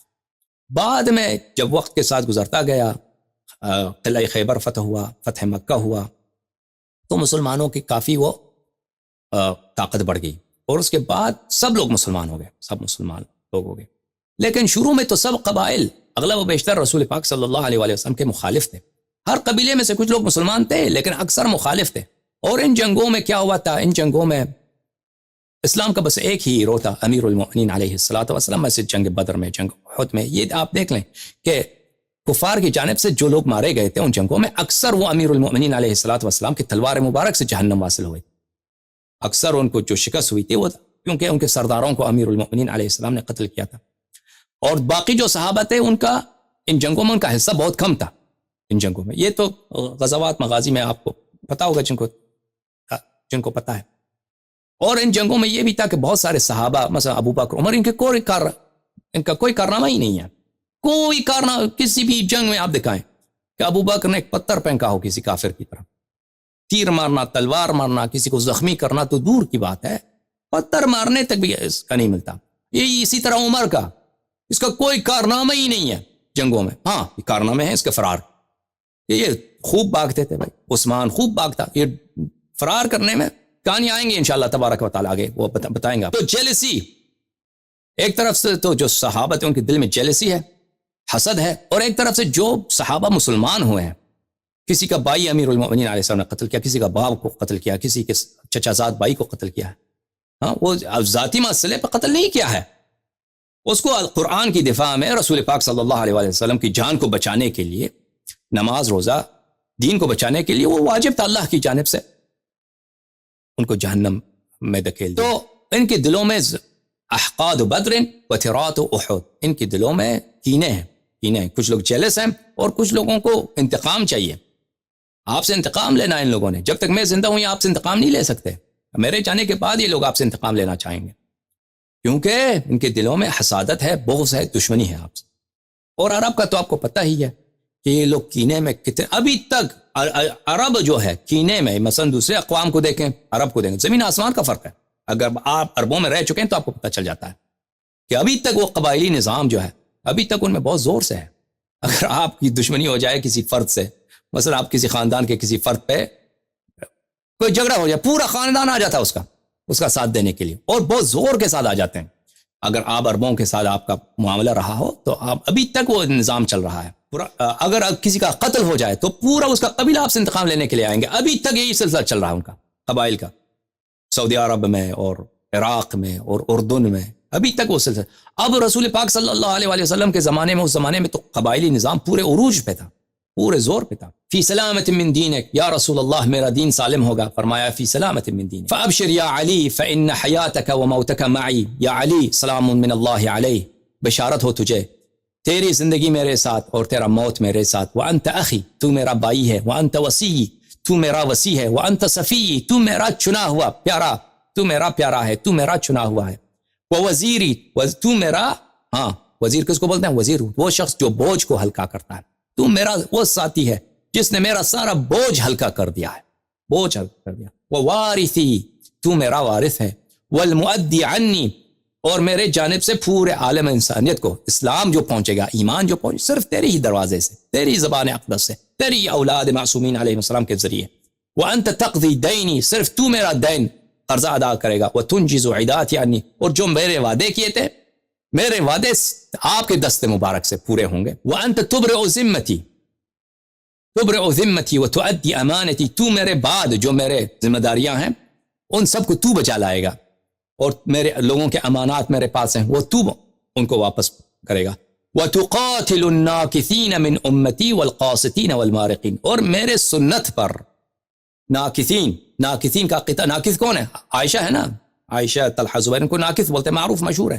ناکثین کا قتال جو امیر المؤمنین علیہ السلام نے فرمایا ہے، یہ رسول پاک صلی اللہ علیہ وسلم کے حکم سے کیا ہے. یہ ان کے صحیح حدیث ان کے اپنے کتب میں بھی ہے، آگے جا کر انشاءاللہ آئے گا. اگر طاہر قادری نے یہ نقطہ اٹھایا عائشہ کا جنگ جمل کا، وہ ہم ثابت کریں گے کہ جنگ جو جمل کا ہوا ہے وہ رسول پاک صلی اللہ علیہ وسلم کے حکم سے انا حرب لمن حاربکم، اور حکم دیا تھا کہ ناکثین سے لڑو. قاسطین اہل شام، مارقین اہل خوارج، ان سے قتال کریں گے آپ. وانت منی بمنزلت ہارون من موسیٰ، اور آپ جو ہیں ہارون کا جو نسبت موسیٰ سے تھا وہی آپ کو ہے مجھ سے. وَلَكَ بِهَارُونَ أُسْوَةٌ حَسَنَةٌ إِذْ اسْتَضْعَفَهُ قَوْمُهُ وَكَادُوا يَقْتُلُونَهُ. اے میرے بھائی یا امیر المؤمنین، تیرے لیے اسوہ حسنہ ہارون علیہ السلام ہے. ہارون علیہ السلام کو بنی اسرائیل نے پکڑ لیا، اور بنی اسرائیل نے کیا کیا تھا؟ بچڑے کی انہوں نے عبادت شروع کیا تھا، بچڑے کی عبادت. نماز جماعت ہو رہی کس کی؟ خدا کون ہے ان کا؟ بچڑا. امام جماعت کون ہے؟ حضرت سامری رضی اللہ تعالی عنی، صحابی ہے نا حضرت موسیٰ علیہ السلام کے. صحابی حضرت موسیٰ علیہ السلام کے کہتا ہے نماز، صحابہ کو جمع کیا، کیا وہ نماز جماعت پڑھتے ہیں کس کی؟ کس کے لیے؟ خدا کون ہے؟ وہ ہے بچڑا. تو حضرت ہارون علیہ السلام نے منع کرنے کی کوشش کی، کہا خاموش، قتل کر دیں گے تجھے. وہ قتل ہونا چاہتا ہے، قتل کر دیں گے، خاموش. تو وہ خاموش ہو گئے. وَلَكَ بِهَارُونَ، ہارون تیرے لیے اسوہ حسنہ ہے. استضعفه قومه وكادوا يقتلون فاصبر لظلم قریش ایاک وتظاہرهم علیک. رسول پاک صلی اللہ علیہ وسلم نے فرمایا میرے بعد تجھ پہ قریش تجھ پہ ظلم کرے گا. قریش جب تجھ پہ ظلم کرے تو تو صبر کرنا. قریش تجھ پہ تظاہر کرے گا، ایک دوسرے کے ساتھ اتحاد کر کے ہاتھ میں ہاتھ ڈال کے تیرے پہ ظلم کریں گے، تو اس وقت صبر کر لینا. فَإِنَّكَ بِمَنزِلَةِ هَارُونَ مِن مُوسَىٰ، تو تیرا منزلت وہی ہے جو ہارون علیہ السلام کو موسیٰ سے تھا. وَمَن تَبِعَهُ، فإنك بمنزلة هارون من موسى ومن تبعه، تیری منزلت وہی ہے جو ہارون علیہ السلام کو موسیٰ سے تھا، اور تیرے شیعوں کی وہی منزلت ہے جو حضرت ہارون علیہ السلام کی شیعت ہے اور حضرت موسیٰ علیہ السلام کی شیعت ہے۔ وَهُم بمنزلة العجل ومن تبعه، اور یہ لوگ جو ہیں جو تیری مخالفت کریں گے، قریش والے تجھ پہ ظلم کریں گے، ایک دوسرے کے ساتھ ہاتھ ڈال کر تیرا حق چھین لیں گے، یہ بالکل یہ اس بچڑے کی تھے، اور بچڑے کے جو عبادت گزار تھے، بچڑے کے جو نماز گزار تھے انہی کی طرح ہیں۔ وَإِنَّ مُوسَىٰ أَمَرَ هَارُونَ حِينَ اسْتَخْلَفَهُ عَلَيْهِمْ إِنْ ذَلُّوا فَوَجَدَ أَعْوَانًا أَن يُجَاهِدَهُمْ بِهِمْ، ہارون علیہ السلام کو جب موسیٰ نے اپنا خلیفہ بنایا علیہ السلام تو وصیت فرمایا کہ اے ہارون، میں جا رہا ہوں، اگر یہ لوگ میرے بعد گمراہ ہو جائیں تو تجھے مل جائیں، تجھے ساتھی مل جائیں، ساتھ دینے والے اعوان و انصار مل جائیں، تو جہاد کر لینا، جہاد کر لینا۔ وَإِن لَمْ يَجِدْ أَعْوَانًا أَن يَكُفَّ يَدَهُ وَيَحْقِنَ دَمَهُ وَلَا يُفَرِّقْ بَيْنَهُمْ، اور اگر تجھے انصار نہ ملے، تجھے اعوان نہ ملے، تو اب ہاتھ تلوار نہ اٹھانا، اپنا ہاتھ تلوار سے روک دینا اور اپنی جان بچا لینا، اور قوم میں تفرقہ نہ ڈالنا۔ یا علی ما بعث اللہ رسولا الا واسلم معه قوما طوعا وقوما آخرون کرہا، یا امیر المؤمنین، ہر نبی جو آیا ہے، ہر نبی جو آیا، کچھ لوگ اس کے ساتھ مل گئے، اسلام لائے ہیں اخلاص کے طور پر، اور کچھ لوگ زور سے مسلمان ہوئے، کچھ لوگ تمام میں مسلمان ہوئے۔ اس طرح نہیں ہے کہ پرانے انبیاء جو تھے سب ان کے امم میں جتنے لوگ ایمان لاتے تھے وہ سب مخلص ہوتے تھے، نہیں، ہر نبی یہی ہوتا ہے، کچھ لوگ زور زبردستی مسلمان ہوتے ہیں، کچھ لوگ اخلاص سے مسلمان ہوتے ہیں، کچھ لوگ لالچ میں مسلمان ہوتے ہیں، تمام میں مسلمان ہوتے ہیں، کچھ کیسے مسلمان ہوتے ہیں؟ اخلاص سے، سچے صادق مسلمان ہوتے ہیں۔ فصلت اللہ الذین اسلموا کرہا علی الذین اسلموا طوعا، اور ہمیشہ یہی ہوتا رہا ہے یا امیر المؤمنین کہ ہر نبی دنیا سے گیا ہے تو اس کے جو امت میں کچھ لوگ زور سے مسلمان ہوئے، لالچ سے مسلمان ہوئے، اور کچھ لوگ مخلص مسلمان تھے۔